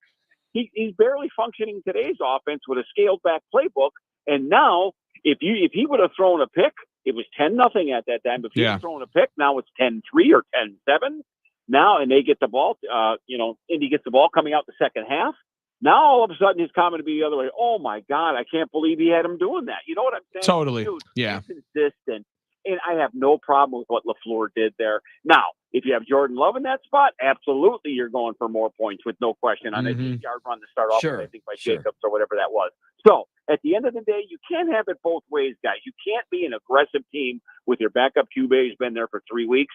But on the flip side of that, I don't like the way that they really got stuffed in the second half, too. They shouldn't. I know the first half was great, but I think you were second 8-9 in the box. I think we should have been able to counter that a little bit better. I'll just hang up and we'll talk to you guys soon. I appreciate it. Yeah, no doubt about it, Tim. Appreciate it. Yeah, I think in the third quarter, it was 5 rushes for like 2 yards or negative 1 yard or something like that. They did. They put 8 to 9 in the box and said, please try and beat us. Well, and they ended up doing it one time with Romeo Doubs. It sets up the one score.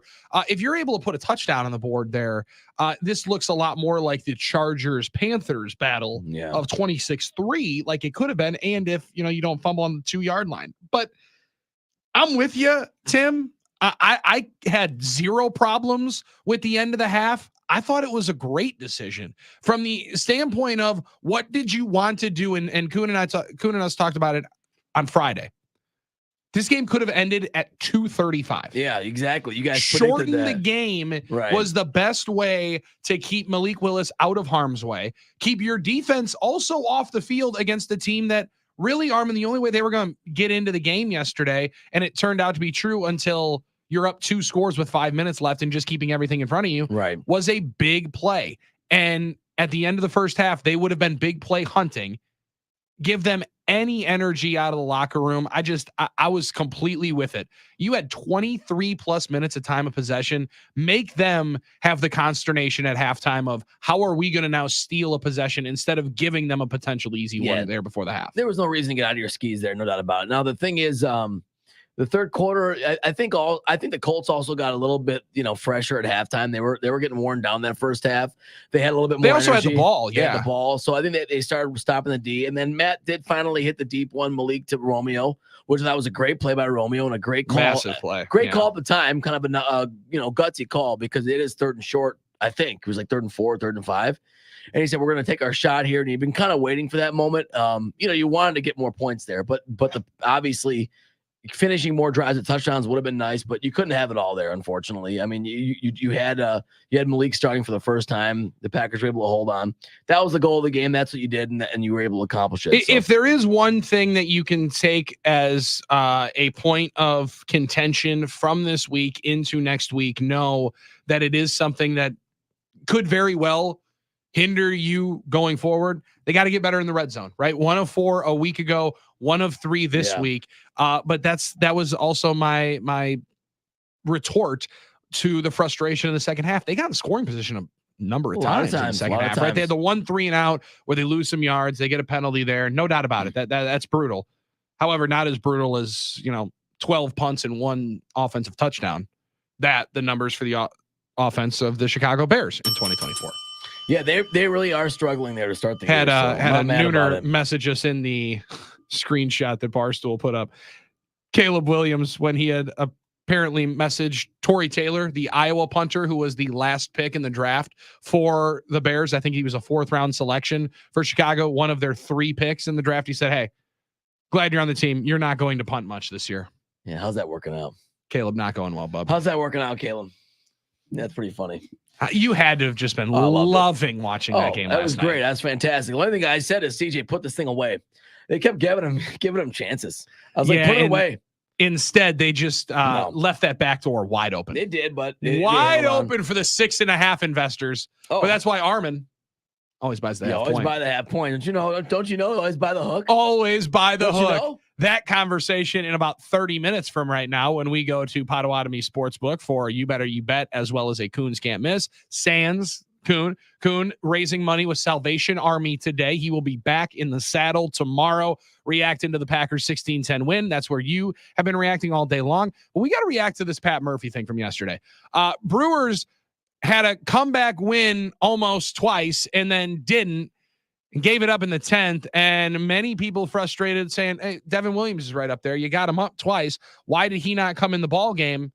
And that is in the midst of a stretch where the Brewers are playing some of the best teams in the National League tonight, the best team in the National League. Tim Allen said last night, the final chance for the 1 seed comes down tonight. Brewers want any chance at the 1 seed. They got to win tonight.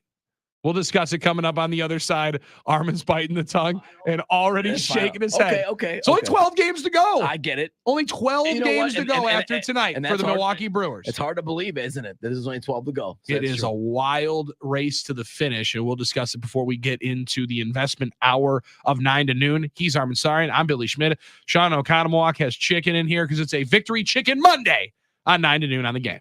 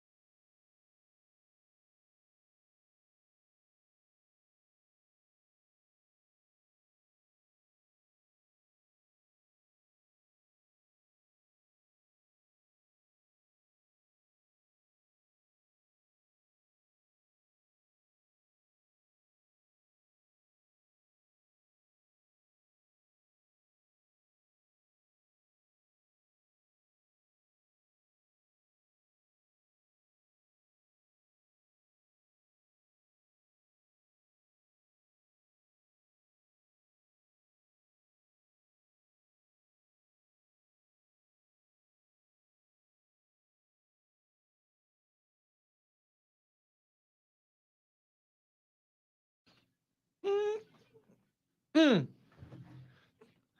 can't play this song and not expect some chair dancing. My goodness.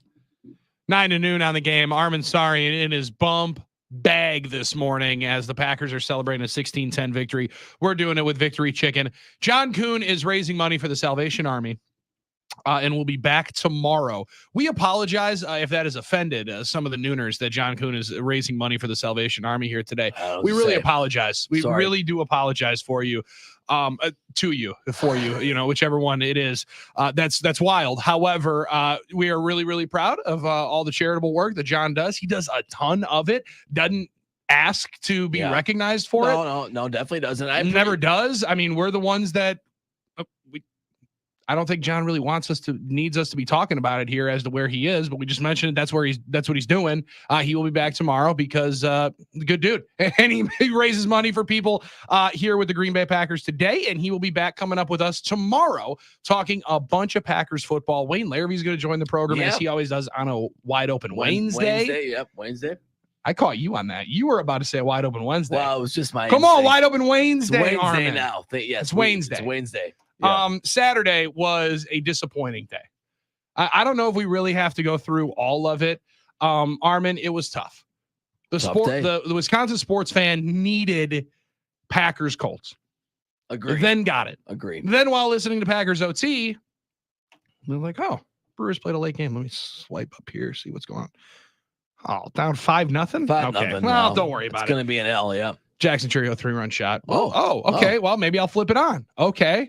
Eric Haas 2-run shot. Willie Adames 2-run double. All of a sudden you're up. 1 point you're up 8-5. Feeling good when I left. When I left, the Brewers had just scored those runs. Willie had just gone to the corner. Me and Hunter and Pipe were really whooping it up, celebrating it excited. Up over here. We knew it was going to be a great day on baseball post game show. We were excited for that. And then 3 in the 8th. Or 2 in the 8th, 1 in the 9th to make 3 runs and make it an 8-8 game by the Arizona Diamondbacks, forcing extra innings. Okay, so we're in the midst of the drive home after Packers OT. We just dropped off Luddy. Drew Olson and I are celebrating good first home opener. Yep. We're all of a sudden, wait a second, they got 2 on here. Wait a second. Did they just Wait, they got 2 on. I thought they had 1 on. Did they just walk somebody to get to Jackson Churio? That was bizarre. Thank you, Jeff Bannister. We appreciate it. Thank you for doing that. In for Torey Lovello, who is out for the Diamondbacks as their manager. All right. Interesting situation. We appreciate it. 2-run triple gives the Brewers a 10-8 lead. Dope. Devin Williams going to come in, lock everything down. Don't worry about it. Okay. Josh Mauer was as confused as everybody else was on the radio broadcast when he goes, for some reason, this isn't Devin Williams, and it's Jared Koenig for a second inning of work. Yep. And that went how you expect it to. It did, when we say it that way. Jared Koenig did not get an out. 5 Diamondbacks came to the plate. All 5 reached. They scored 3 runs, walked it off in the bottom of the 10th inning. And Tim Allen, before Sunday Night Football, was trying to keep his composure. Was trying his best. So frustrated, so confused as many Brewers fans were as to why on earth did Devin Williams not pitch? Well, Pat Murphy explained why. And he said, we can't let him pitch every day. He can't pitch every day. Sorry. He just can't pitch every day. We thought maybe, Armin, that we'd bring him in for 1 hitter. That if we got it to 2 outs, we were going to bring him in for 1 hitter. Because then in the midst of the 10th inning, they're like, hey, Devin Williams is up now. Well, why is he even up if he wasn't available? It was a confusing, confounding situation that ultimately, I don't know that we fully got a great answer to. Murph explained it for like 3 minutes as to why. Long explanation. He thought he'd want him for 5 pitches instead of 15 pitches. Thought he could get him for 1 batter, I think. Thought he could get him if they had 2 outs and like they had to extend the game. Obviously wasn't a good decision. I think if you're not going to use him, decision. I think you can defend the idea to not use him. First of all, Murph's thing all year has been we're going to manage for today. Obviously, that wasn't the case. I mean, they were trying to win today. Is his whole mantra. Worried about what the bullpen usage of Devin Williams is going to be. So then give him the day off and say he's unavailable from the start, right? Say we're not going to even bring you up. We're not going to put you back up and down. I'm warming up, and that's going to take a toll there. It was kind of not the greatest tactical textbook, masterclass there. I would say, mistakes to be had. Hey, listen, I thought both managers yesterday were both trying to out confuse and out manage in the negative way each other, by walking terrain to get the Churio, and this happened. Wasn't a good scenario. That was a wild decision. I don't know if you don't know who that guy is on the other side. Reminded a lot of people of a time when I want to say it was the Cardinals walked Lorenzo Cain in front of Christian Yelich. Yeah. And Cain was legitimately laughing to first base. He's like, wait, I can't believe they just did that. Can't believe they just did that. Christian Yelich then made him pay 2 pitches later. I mean, it was the first pitch. Churio, that laser beam, one to the seats that he hits. I don't think that thing was 18 feet off the ground at any point in time on a 3-run shot. He turned around 103 mile an hour fastball. Hit it 110 miles an hour. Crazy. Down the right field line for a triple. Just crazy what he can do. I mean, he's awesome. It is a true ace in the hole as to what he is going to do in the playoffs. Yeah, no doubt about it. But would you be surprised if he's the best player in the playoffs? Oh, no, it's possible. Because I wouldn't, because Corbin Carroll last year in the National League was kind of the best player in the playoffs. He's ascending on that route. You hope it continues and he can be that guy. No doubt about it. It's a remarkable situation to be able to walk into, and very excited to see how they hopefully go through the playoffs. However, as Tim Allen said last night on the baseball postgame show, because the Phillies came back and walked off the Mets yesterday. If you want the 1 seed, you got to win tonight. Brewers, after tonight, there would be 12 to play. You would be you're essentially 5 games back, because right now the Phillies are up 4 games on you. Mm-hmm. If you lose tonight, you would lose the tiebreaker. I'm kind of with him. You do have to win here tonight. I guess so. You kind of have to sweep if you want to get to the 1 seed. Right. Because otherwise you win 2 out of 3. You're only gaining a game, and still they have the tiebreaker over you. It's kind of do or die in that spot. However, that 2 seed, still only a 2-game disadvantage, kind of turns into 3 because of the tiebreaker. But this series with the Phillies tonight starts with 3. Aaron Savale against Ranger Suarez on the bump tonight. All 640 starts. Magic number at 3. So if you're hunting that celebration and maybe trying to find a champagne shower Tuesday or Wednesday, the possibilities at American Family Field for a Brewers clinching celebration. He's Armin Sarian. I'm Billy Schmid. Tonight at the Potawatomi Hotel Casino Sportsbook, Dorsey Levens kicks off the Green and Gold Legends series with our guy Matt Schneidman. On the other side, to kick off hour number 3, we're going to hit the Potawatomi Sportsbook for our investing hour. You better you bet. Coons can't miss. All coming up. We'll start handing it off to start taking week 3 picks. Week 3 selections in the NFL to caller number 2 in honor of the Packers starting quarterback yesterday, Malik Willis. Caller 2, get your picks in for week 3 of You Better You Bet on the other side. It's 9 to noon on the game.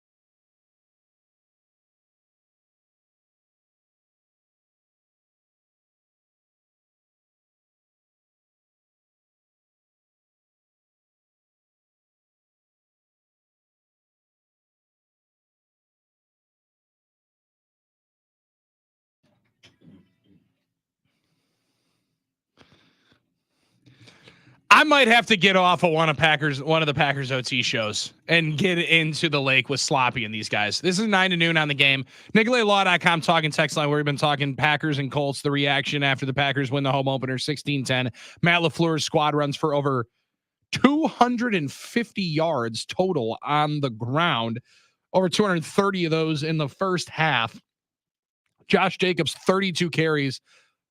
Most since Ryan Grant in 2008. I did say yesterday it was Amon Green in 2003. Ryan Grant had 33 in a game in 2008. Just cooking. Just absolutely working was Josh Jacobs yesterday. 32 touches, $151 on the ground. Also had just along a 34, a couple of them called back. One that should have been a touchdown that he fumbles on the goal line.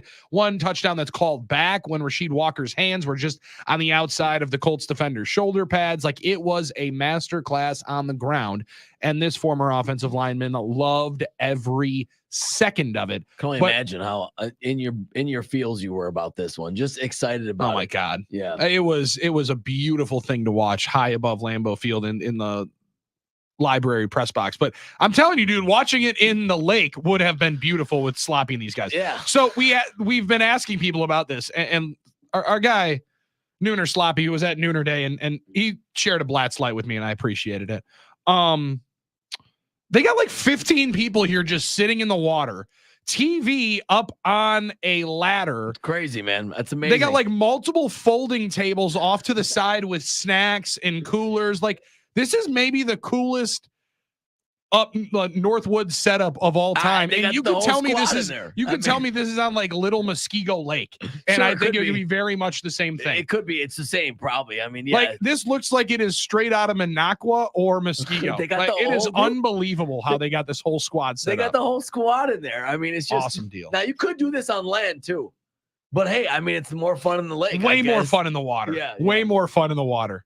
Nooner Sloppy. Let's go, Billy. This Sunday fun. I wish I could. We got to work Sloppy on Sundays. I got to figure out a way. Yeah. I got to figure out a way. Like, maybe I don't know how they're going to do that, but good luck. Try and figure it out. I mean, keep working on it, figure out a way. I think Red Hot we could work on it.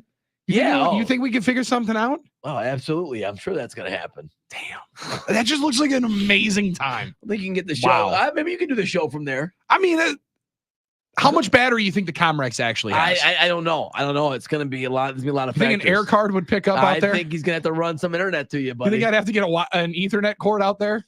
Could we get that out of the back of the truck where they have the inverter going through? I don't know. I don't want to know how you're going to figure that out, man. I think you're going to have to. Yeah. You have to run something. I'm going to have to figure out a way. He can probably figure it out. Yeah, he probably could. That's fair. Yeah. Like, if I left it up to some of our Nooners device, listen, hand raised in air. If it has anything to do with tools. Yes.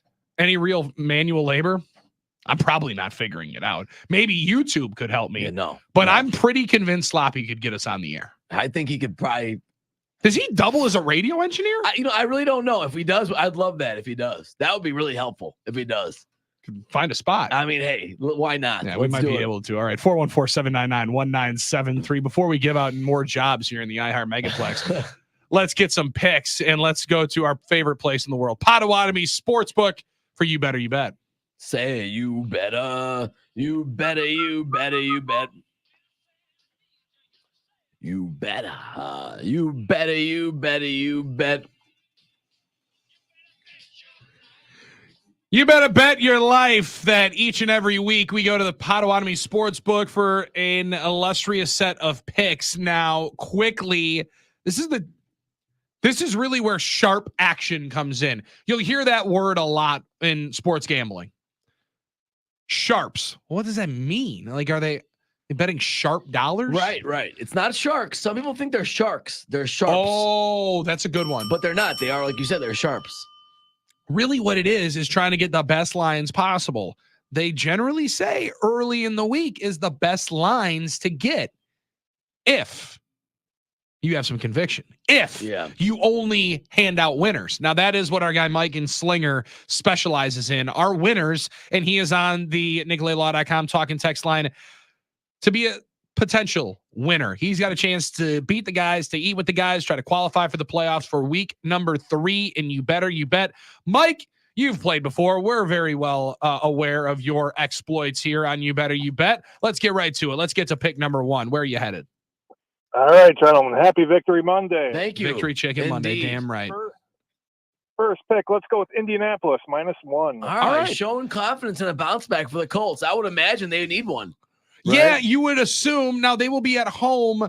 That is going to be a very interesting crowd, right? Because I mean, Indianapolis is an hour and a half, 2 hours away from Chicago. There's many people in the state of Indiana, Northwest Indiana, that are Bears fans, work in Chicago, lived in Chicago. So I think that is going to be a fun atmosphere to watch. Maybe that's where Caleb Williams really actually, orchestrates an offense or not, right? I mean, like they might just try to run the ball similarly to how Houston and Green Bay did. Well, Collinsworth's waiting for on Indianapolis. I mean, he was really trying to make it happen last night. He wanted last it to drive. really bad. I think he's going to be unleashed. Now is when you're going to see the real Caleb Williams. Now we're going to see it. Oh, I had turned on Jeff Joniak and Tom Thayer for a little bit of the Bears call last night. How are they doing? Thayer was going through it a couple of times where he's just like, when Eberflus threw the challenge flag in the second half, Thayer legitimately says, please tell me that's not a challenge flag. Please tell me they're not challenging that. Somebody picked that up. They're not going to win this. I mean, from the naked eye, it looked pretty, maybe close, but that once you saw the replay, I'm like, stop. This is just a waste. Went to a break. All right, we lost this one. We'll be back after this. Awesome deal. All right. Mike has the Colts laying 1 against Chicago. His next selection, Mike, is 2.5 against the Vikings. Houston, you said, right? Yes, on the road, the Houston Texans laying 2.5 against the division leading 2-0 Minnesota Vikings. Road favorite. I'm a little surprised after the Vikings start, after what they've done at home, obviously in the US Bank there. I keep saying the Metrodome still. And Houston, a road favorite. I want them to win it. A lot of love for Houston. Now, interesting to see what they start doing without Joe Mixon. He was victim of a hip drop tackle last night. That was the hip drop tackle. That's what it was. They didn't call it because why would they, right? Why would you call it when you made a big stink about making sure that you institute the rule? But that was the hip drop tackle. We saw that with that injury. So got it. All of us that for 2 months were saying, I don't even know what they're talking about. That was it. And still no penalty. So interesting deal. Maybe Joe Mixon is ready to go, or it's Dameon Pierce for the Texans when they go up to the Vikings coming up next week. Mike, where are we headed with our next pick? All right, we got Philadelphia -2 against the Saints. All right. Now, how about the New Orleans Saints? New Orleans Saints. Is something cooking in New Orleans, Billy? Seems like it. 15 possessions. 15 scores. That's Derek Carr. It's Derek Carr as the starting quarterback, as the quarterback for the New Orleans Saints. Now, they've pulled him a couple of times late in games because they've been dominating people. Well, last year the Derek Carr, party was kind of cut short. Are the Saints seem like from fans and whatnot? Yeah. Are the 2024 Saints, or were the 2023 Saints what the 2024 Falcons will be? Maybe that's where it was the new quarterback coming into the NFC South. This division stinks. This division is terrible. They should easily win. I mean, last year, everybody was ticketing the Saints to be unbelievable. Yeah. And there was really nothing there. Now, year 2 in the system, Clint Kubiak comes in, runs the offense. I tell you what, I mean, little different story. Kamara looks younger. I mean, there's a lot going on right now in New Orleans. Kamara also in a contract year. That's a good thing. That's a good thing for the New Orleans Saints. Saints. Especially if you're a running back. Let's go to the next pick for our guy, Mike and Slinger. Pick number 4. Mike, what do you got? All right, we got Detroit Lions. Taking the Detroit Lions to bounce back. Long flight. Now they lay 3 against Kyler and the Cards, and who just looked fantastic yesterday. Amazing yesterday. This is another tough one. This league is tough to figure out. You get the Lions, who were underwhelming yesterday at home. A 3-point favorite going all the way west against a Cardinals team that looked like the world beaters yesterday. And Amon-Ra St. Brown, the injury, it appeared he avoided a major injury yesterday, but they are still not a whole lot of answers as to what his availability will be coming in for next week. But we got a long way to go before we start being able to see if he ends up playing against Marvin Harrison Jr., who announced himself to the NFL yesterday with 2 touchdown grabs early in that Cardinals game. Lions lay 3 is the 4th pick from Mike and Slinger. Mike, what's your last pick? Last pick and the lock. The Green Bay Packers plus 2.5. There we go. Now that one I Jimmy, like. Matt LaFleur. Yep, let's go. Now, not only is it a Malik Willis revenge game, I also could say it's a Matt LaFleur revenge game. Sure, you could. Even though he was there. not fired. No, I mean, I don't think the circumstances were negative when he left, right? He ends up leaving. Nobody necessarily still with the organization, albeit the owner and the fans. And those are the ones that he's going to remember. The Taylor Lewans of the world saying that his quarterback doesn't know ball. Yeah, I didn't like Doesn't know ball. 123 plus quarterback rating. He knew ball yesterday. Taylor, Let's see if he knows it coming up next week. Come on, buddy. Now it's plus 2.5 Packers. That's his lock. Hey, road dogs, but getting a couple points, and you could buy the half point and make it 3 if you really. Yeah, you could buy that half point if you really want to do it that way. Yeah. Instead, our guy Mike just locked it in at 2.5. Mike, we appreciate it, man. Tune in next week, Tuesday. See how you did if you ended up beating the guys and getting to the playoffs for a chance to eat with the guys. You got it, guys. Thanks a lot. Have a great day. Thanks, buddy. Appreciate it, Mike. And Slinger is our contestant here today on You Better You Bet. Presented by Carnivore, Milwaukee's premier steakhouse for over 15 years. Classic steakhouse meets modern experience at Carnivore. 3,000 plus wines. I mean, Omar's cellar is next level. You're gonna find a glass of wine you like. You're gonna find even a cocktail me, you like. who is not a big wine guy. No, but you'll find one. That's one that works, and I find one even there that I actually like.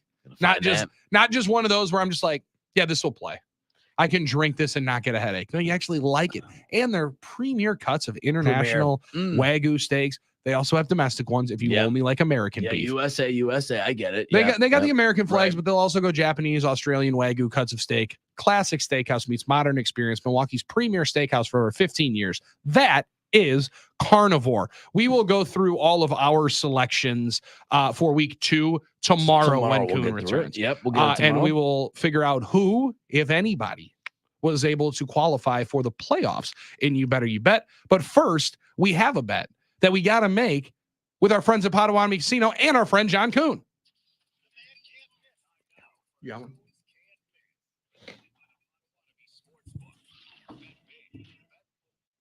No Kuhn, no problem. Armin Sarian stepping up with a large unit play today for a Kuhn's Can't Miss. Speaking of units, another winning week for John. Come on now, John. Then count them off. That's 6 in a row. He goes 3-2 again. It's Chargers -5, which you helped him out with, Billy. Let's be honest. He didn't think about it until you thought about it. And then we all thought about it. And we said, yeah, the Chargers are going to blow out the. I was a big fan of that one. Yeah. And he did win that. He saved that for the Can't Miss. Did you know that, like, not You Better You Bet, 75% of tickets, close to 80% of tickets were on the Panthers yesterday? Really? Everybody was on Carolina. That's hard to believe. Because it's a big spot, like, 0-1 teams going home to face a 1-0 team. Like, the old Billy those Walters trends since 1990, they win 58% of the time. Certain guys believe in those trends. I know Billy Walters has talked about Sharps loved Carolina this year. Just because they just thought Carolina was going to cover. They moved them from 4.5 to 5.5 on their season total. Wow. Just because of how much people were betting on the over. That's going to be a tough bet. It's hard to compute why now from what we know about this team and what we see with them. But, hey, I understand why you want to make non-emotional decisions in betting. You want to try and figure it out, in terms of, making system plays. Yeah. That wasn't a system play that worked, though, because obviously Chargers with an easy cover there. So John's got another winning week. He had that one. About. And, yeah, I got to be honest, Billy, that shocks me. I'm still thinking about that when you just said that. I can't believe that. That is, but whatever. John, I'm really glad that it was true, though, and I'm really glad that. Hey, listen, Jim Harbaugh knows how to coach football. Indeed, he knows how to coach football, you can't and really that Charger team was absolutely ready for the task. 26-3 all over the Panthers yesterday, and Bryce Young, poor guy. Yeah, it is a poor guy kind of situation, doesn't it? Like, there is no chance for him back there. He just seems like he's really sad. Like, I don't think it's going to work for him. I think he's a talented kid, but it isn't. There was a moment where you looked over at the sideline, and it looked like when, you were like 11 or 12, and your mom and dad would bring you to, like, your sister's band concert, and you're just sitting there, like, swinging your legs, like, when is this going to be over? I'm just hating every part about being here right now. It's that hard. actually looked like Bryce Young on the sidelines. It's hard. You're a high pick. You are an achiever in the game of football your whole life. You walk in now, it's a year and a half, and it looks like it's going totally bad for him. And he probably doesn't know how to get better. All you can do is try and get better and win next week. Yeah, Bryce. never So lost this much in his life. he never that's for lost sure. this much, and it looks like the team around him is kind of a mess. I don't know, Billy. I don't see how it gets better. Yeah, there. and your owner hates everything and everyone. Like, that's a tough spot to be in. What's a good spot to be in is at the Potawatomi Sportsbook. Indeed, Billy, we're going to Monday Night Football. Man, let's get this week off started right. Yeah, let's We've do got it. Falcons tonight and the Eagles on Monday night. That should be an interesting matchup. The Eagles got an extra day off. They've had a long layoff here, Billy. The Eagles, after the tilt in Brazil, they have that extra day. Eagles are 5.5-point favorites, minus 250 on the money line, but that's not where John's going for the can't miss. It is going to be a prop today for Saquon Barkley. Okay. So we'll see if Saquon gets over 79.5 rushing. He dominated week 1. I'm sure seeing him up close and personal made John a little more tempted to make this bet. True. It's going to be Saquon over 79.5 rushing yards. Get that at plus 100 at Potawatomi Sportsbook. You want like that deal. You want Okay. the even money with the juice minus 112 at 77.5, but he can get 2 more yards. Come on. Yeah, he can get 2 Right? more. That's what I'm thinking. I like that deal. Over 79.5 plus 100 rushing yards for Saquon Barkley. You got to think, Billy, he's going to get a heavy dose of action tonight. And if things are working and he's healthy, he's going to rip off a couple big ones. Right? Especially if the Eagles are beating up the Dirty Birds like they probably should here tonight. Yeah. Now, 0-1 Falcons looked bad in week 1. Kirk Cousins looked really slow and immobile. It'll be interesting to see how he's able to elude that pass rush for the Eagles that was so difficult for the Packers to solve in week number 1. So yeah, I would agree. I think the Eagles are up. I think they're running it, and I think it's a big night for Barkley. I like that one. Over 79.5. 79.5 at plus 100. Coons can't miss. Saquon Barkley rushing yards.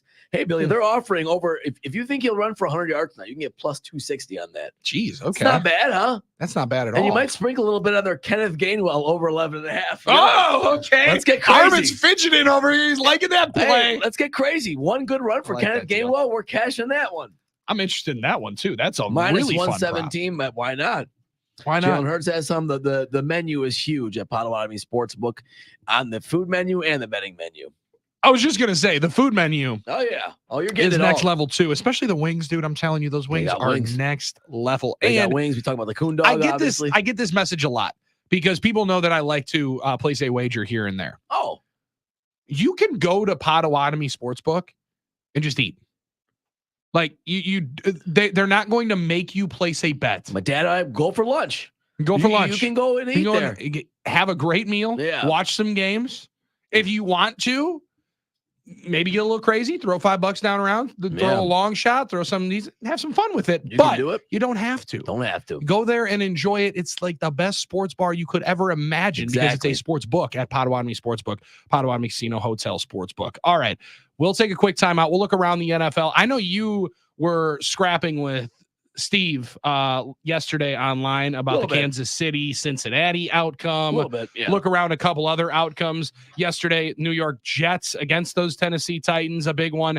And I need to put to bed what Tristan Wausau said. It's sad Billy doesn't back the pack and is openly rooting for the purple Barney team to the West.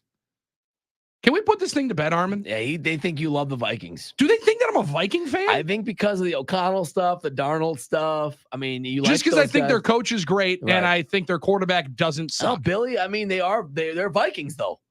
They're Vikings. But they're good at football. Well, Darnold's a debatable one. I mean, he's got some moments now, and you believed he'll get better. He hasn't been good yet in this career. You right? Is that In fair the to say? NFL, he has not been Okay. good. No, So I yes. think that's where that comes from. Darnold now might be, Might win comeback player It of might the be a year. reclamation that's going to have a new career. O'Connell, I might go think, to the playoffs. O'Connell's been a good coach.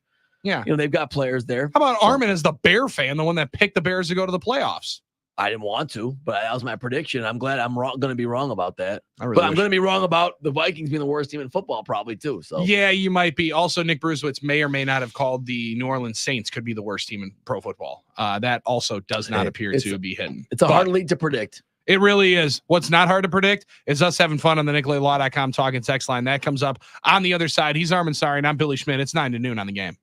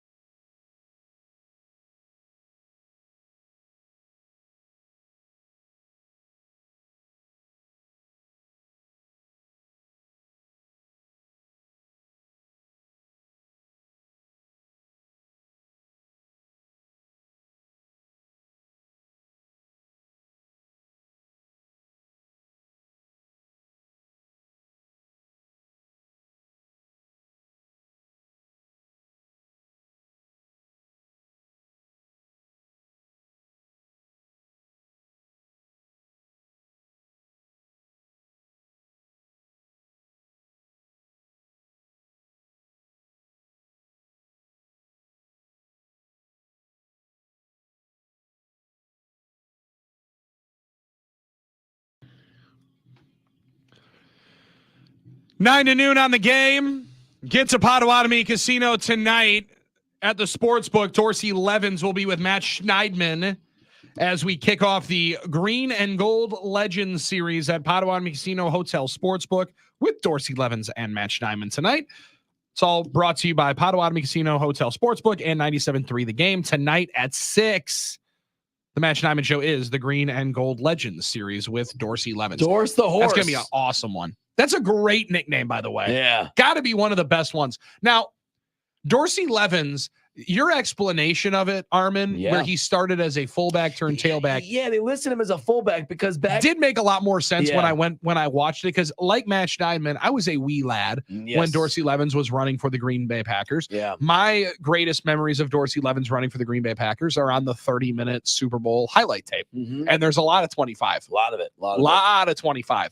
But I he's got a beer spilled thick all over cat me. in there. Yeah, he is. And I'm like, okay, that's a TJ Duckett like running back, right? That's a Yeah. Ron Dane like running back. Now, Yeah. granted, they did that more in the 90s, but it makes more sense that he lined up in front of the he tailback wasn't originally. like he wasn't wide, like he wasn't like a Jerome Bettis truck, but he had kind of a thick style that he ran up. And not just the thick shoulder Right, pads right, that they right. used to have They there. used to have big pads, man. Amazing. But he was always like more of a running back. But this is still when NFL teams, every team had a traditional fullback and running back in Yeah. every formation as their starters. They show up the starters before every game. They put the starters up. If you had two backs back there, or if you had rotating backs, they put one as the starting fullback. But really, in Holmgren's West Coast theme, it wasn't like he was a traditional fullback. I mean, even Edgar Bennett in '93 was listed as the starting fullback in a lot of those games. But Edgar, of course, was more of a traditional running back as well. So they kind of both shared the running duties there. I mean, he played up as well in the split backs as well. But they'd share that. It'd be William Henderson was the more traditional blocking back, as you know, Billy. So it was kind of interesting to see how his career developed in that sense. Became more the feature back through those 96 years, Mhm. sharing time with Edgar Bennett. Then Edgar left, and he was the feature back, more of a traditional tailback role. And he was You just so good out of the backfield. Very good. I mean, just Great an receiver. amazing Yeah. receiving back for how big he was. Just an awesome. Also, now Downhill runner too. jacked up. Oh yeah, I mean, he's like Ricky Weeks jacked. Like yoked. like these guys that don't stop lifting after they're done playing. You know like what I mean? scary yoked, if I'm Yeah. not mistaken. Like last time I saw Dorsey Levens, now it was, I would say pre-COVID, Okay. but okay. he was, and now if that's anything, during COVID, everybody just got either more ripped or put on like 80 pounds because they were drinking in their basement. I see. Yeah. I'm going to bet the former because he was cut beyond belief the last time I saw him. So that's a scary cat. And that's an awesome get tonight for the Yeah. Packers Green and Gold. series. Excited for that for sure. Without the thighs, maybe a lot like AJ in terms of running style. Dorsey had a little bit of more of a skinnier burst than obviously AJ with the legs and everything. But I could say a similar running style there maybe. But he was a lot of fun to watch. He was a great Packer for a long time. Great player in the league. He played a couple more years after Green Bay. I think he was With the Eagles a little bit. Giants and Eagles, until he's 34, 35. So, that'll be a lot of fun. He'll have great stories. He had a lot of great stories in the Packers 49ers greatest game in 98, the Terrell Owens catch. Mhm. Was one of the featured interviewers in that documentary. Had a lot of great stories and insight about the game as well. Obviously, Super Bowl 32, he was a big part of that. Big part of that game. Unfortunately, Packers didn't win, but I don't like thinking about that game. But he was a big part of that Yeah, team. I'm honestly surprised you brought it up. He was a Out of big- anybody well, here that would bring it up. Yeah, and he was a big part of that team when Edgar left. So All right, 414-799-1973-920. Hi, boys. Love the show. It sounds like you guys frequent Potawatomi. All right. what makes you Shameless- say that? Well, I don't know what makes you say that, 920. Well, it would How'd you be gather that? that could be how he gathered it was like the messenger Mike in Milwaukee said, hey guys, that sports book is bleeping great. I'm not a degenerate gambler like you fellas, but the food is fantastic. All right, there you go. That's what I'm talking about, Mike. Food's fantastic. You Really don't even good. have to be a sports gambler. But You got like 9 restaurants now, Billy. yeah, they're, I mean, they're they had all over the Cream place. City Coffee, Rock and Brews, Street Eats, the Sportsbook Kitchen. You have Marketplace. You still have Ruyi. I think you still have Dream Dance. That's 7 off the top of my head. Goodness gracious. All right. And you're not even on the website. So shameless Right. plug, Rockin' Brews is also there. And it's Saturday at 9. His son's band, Fallback, will All be right. there. And he said that he would buy us a couple of adult beverages. He also said, hey, by the way, Jackson Churio needs to be Rookie of the Year. I like that. I like Um, that. I understand people's frustrations with the rookie of the year Dang deal. it. I don't think it's going to happen. I know we've said this a bunch of different times. I agree. It probably won't happen. I but agree. But I think he deserves to be in the mix, Billy, and be talked about. That's my opinion on it. I get that part All of right. it. But can we just settle for he doesn't win the award and he's the best player? We'll take out of the that. rookie I class? think the important thing is he's Will playing. we like take Rookie of the Year. that Yeah. if he's the best player in the Oh, class, sure. Oh, but sure. he doesn't win rookie of the year? Yeah. It'll be okay. I think there's a lot of amazing players in baseball that didn't win rookie of the year that also can feel like they got slighted Yeah. a little bit. And a lot of guys that win Rookie of the Year, a lot of Michael Carter Williams that don't become that guy. Correct.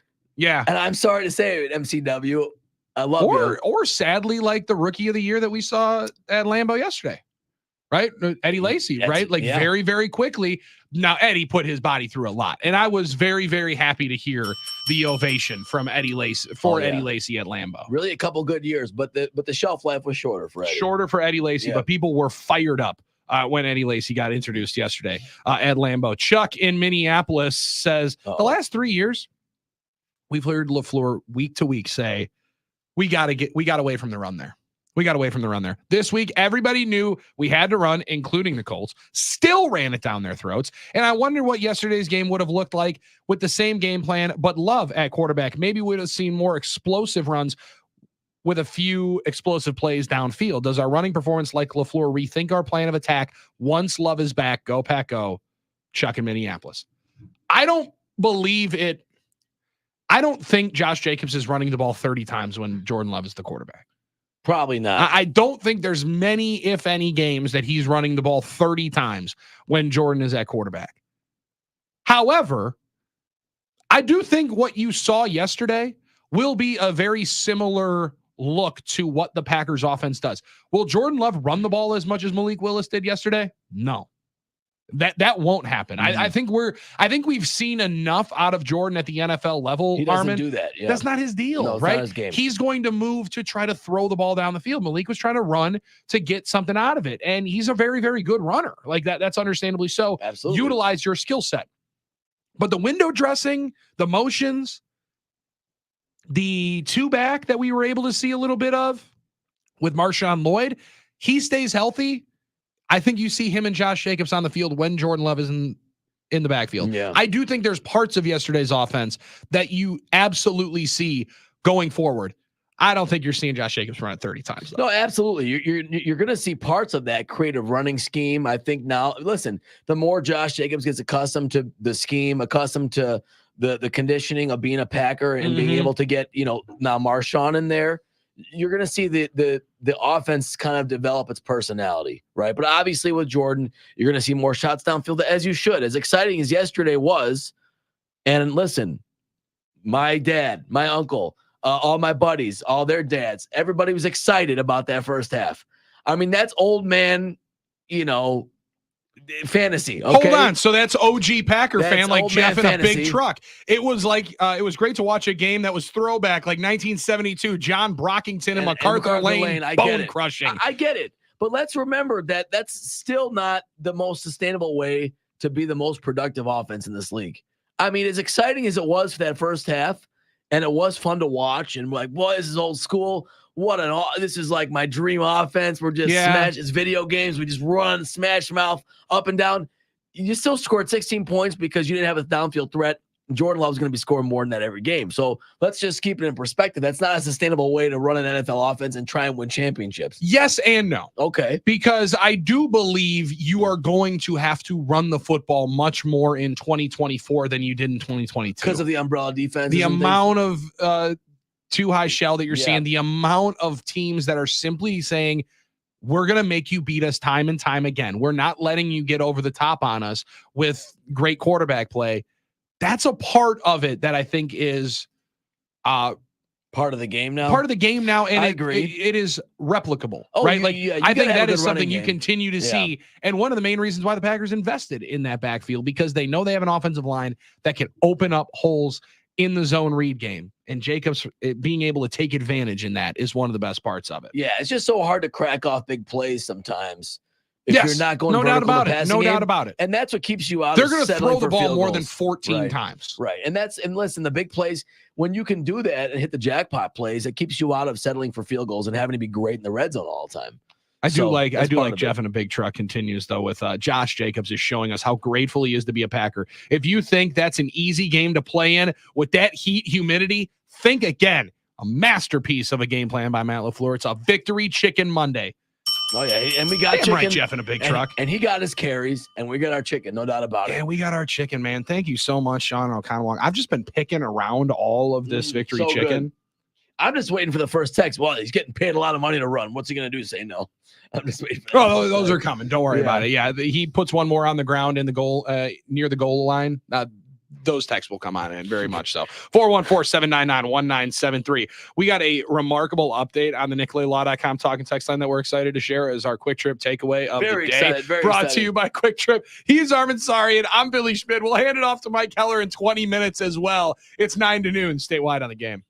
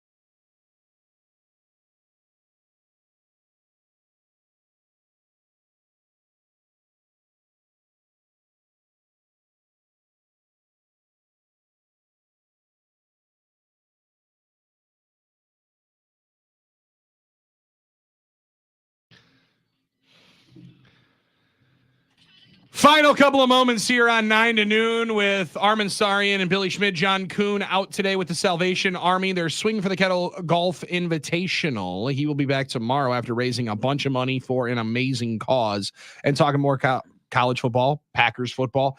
Tough day for the Badgers on the college football side. We'll talk a lot more about that, I assume, with Mike Heller when he joins us and we hand off to Mike Heller in a couple of moments from right now. But the Packers' next opponent is the Tennessee Titans. And right now, the Tennessee Titans head coach, Brian Callahan, Armin Sarian, is talking about Will Levis and the decision-making of the second-year quarterback. The one you saw decision that on Twitter, in which he decided to, falling down, try throwing the ball underhand backwards to Tajay Spears. That always works.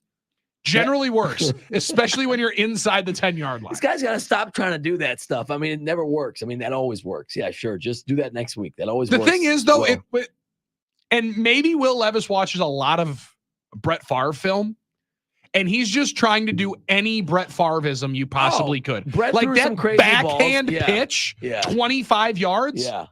That's straight out of the Brett Favre playbook. Yeah, Brett completed a lot of crazy balls. I feel like which made I've it seen fun. him throw that underhand pitch to Donald Lee 15 times. Problem is he actually gets it there. He did it well. And the guy knows he might throw it. He was also right in front of him. And it He was a lot in front safer. of him. It wasn't backwards and a possible fumble And when you're going in for the game's leading score. I don't know if you remember Brett, but he also had a couple dumb balls too, when he threw a lot of bad picks himself. So the stuff that's on the highlight film was fun. There's also can be a low light film. Yeah, there can be. I'm just making the point that stuff generally doesn't work. So Will, I hope you do it for one more week. A lot. Oh my God. Dude, it would not be fair if everybody else, all the other kids got Christmas gifts from Will Levis and we didn't get any. Didn't get You anything. better give us some we gifts gotta too. get some. We gotta get some. Callahan said our team ebbs and flows with him. Again, calls the decision an unforced error. How do you coach the instincts out of Will Levis? Well, Brian Callahan says it's part of the, quote, decision-making process to avoid unforced errors. Callahan says that he'll never react the way he did to the fumble when Levis has an interception.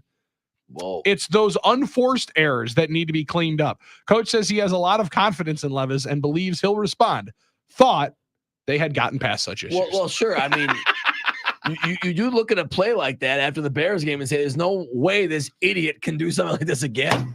And then he goes up and does it again. So I actually feel bad for him. Like, what is he supposed to say to Will? Well, I know what he said to him. Watch this Joker come out with like 148 quarterback rating. Probably have his Bryce Young Packer game, you know? Yeah, we did have TJ in Texas throw us in there last time. The Packers have given him a 300-yard passer, was to the guy Bryce Young, who we said doesn't seem like it's working out. I don't know, Doesn't man. seem like it's working out for him. I don't know. I have the same worry you do than all other Packer fans do. Here comes the game of his life.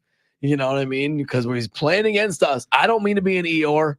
Yeah, that's not your thing. Let's just keep putting pressure on him because that's been working for everybody. Yes, pressure him as much as possible. That's a good Indeed. thing for us to go. That's a good game plan for the Packers to put in to practice coming up here this weekend. I'm excited. Now, we do have part of our Quick Trip takeaway of the day brought to you by Quick Trip. Need something for dinner tonight? Don't cook. Stop by your local Quick Trip, pick up a freshly prepared, absolutely delicious take-home meal. You might even find Armin.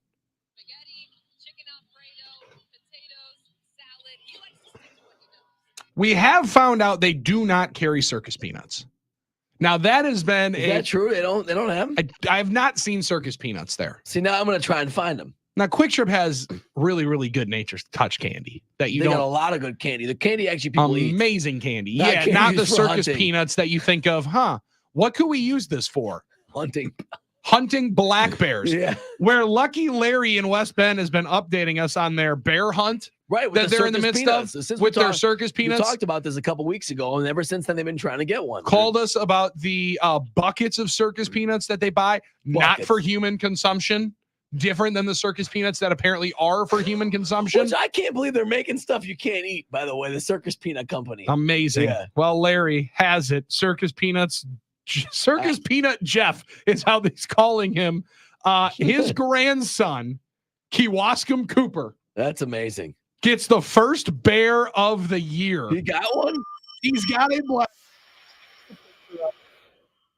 Pat, go. Silver lining. Jacob is getting close to where he wants him to be for the Green Bay Packers. I like that. He throws in here, hey, by the way, kill the bear, We've been waiting to tell you guys about it. Hey, Josh Jacobs is good, though. We really like it. Go Pack, go. We got him. Man, you know what? It's amazing. Congrats on the bear. I know. Great work, Coop. You guys were looking to get one. The Circus Peanuts helped. I feel we were part of this journey. I really feel like I was at the bear. Let me tell you something. I still can't believe you see that thing in the wild, that beast. Those things are running around the woods up there, Billy. Yeah. Isn't that crazy to think about that? Yeah. And Man. it really does make me second guess wanting to get a camper. I just feel like I was in one for the first time this past year, and I'm right. like, oh, this is actually kind of fun. This is fun. This is cool. Yeah. Outside, walk right in. Knowing these things can be right outside, I might second guess and go back to the It's hotel. different. It's different. I mean, Laura gets nervous when she sees a fawn, like a deer. Like if she walked up Yeah. on a deer, she'd be. I'm like, can you imagine walking up on this? And I know intellectually that these things are in the woods in Wisconsin. I know we're a habitat for Yes, them. I do understand it, but I don't like in my seeing head. it. I'm thinking deer. I'm thinking you're gonna see. I'm thinking this is Canada and Alaska, and you know what I mean. Maybe like Wyoming and stuff. Not an hour, Dakotas. an hour north. They're here. They're out there. They're out there. Man. Now they did. Good for you, Lucky Larry. And it's funny how they got him, and he just right asleep so nicely on that log. How they got him to lay on that log so nicely with his paws out, looking at the camera. Well, there's a reason why they were able to. I just get thought him to lay that it nicely. just didn't happen that way. No, he actually wasn't just laying there saying, "Hey, fellas, good morning. Do you have a cup of coffee that I could have? Right. Man. Maybe a muffin man. or some more circus peanuts." Apparently that works. Circus that is peanuts do work, fantastic. so dude. congrats, and I'm assuming they're going to make a rug out of it. You know, Dear- you can eat bear, That's fair. Yes, you can. and You could stuff it. I think that you got to make a rug out of this. Oh, you're going rug. You're got you're not stuffing the bear and putting him in the basement where he's like standing. I think that's what you do with your second or third. Because let's make it functional. If we're going to do Oh, okay. this, let's use I like that deal. Let's use the skin and make a bear skin rug so people can at least lay on the rug and eat the meat and do. Now all we're that. getting people to send us their bears. Matt and Fort Atkinson, A lot of bears. 432-pound bear I shot this year. Matt, that's what I'm talking about. Again, very disconcerting that those are just running around in the wild. That thing is a scary, scary beast. He's holding its paw, and it's like the size of his chest. That's a big boy. I'm not messing with that stuff. Yeah, I don't think I'm so. not gonna go. If I see one, I'm leaving. I'm getting out of there. Yeah. So that- congrats. I've said it a couple of. It's like the scene in Wedding Crashers where Vince Vaughn and Owen Wilson are walking through the bear. Like, Yeah. hunting pheasants. Can't we hunt some cool, some big game? A bear, a human being. On the 4-1-4, black bears aren't going to do anything to you unless their cubs are close. Oh yeah, I'm taking that chance. I'm not taking the chance. You know, No, no. The shark's only going to eat you. He's hungry. You know what I Well, mean? and we might have Nick Bruzewitz, who's in a Cubs shirt, and then he's just Right. the bear looks and like, oh, I need to protect my Cubs, and then we're going off because he ain't taking Nate out. Brendan Sheboygan, you city slickers are hilarious. Oh yeah, you city slickers. Yeah, that's me. I will wear that one perfectly, Brad. Yes, you live in a concrete leave your concrete jungle one time. We got Dude. turkeys back here in the Yeah. parking lot. Yeah, we got turkeys. We got deer. I'm okay staying away from the 400-pound bears. I'm okay staying away from the bears.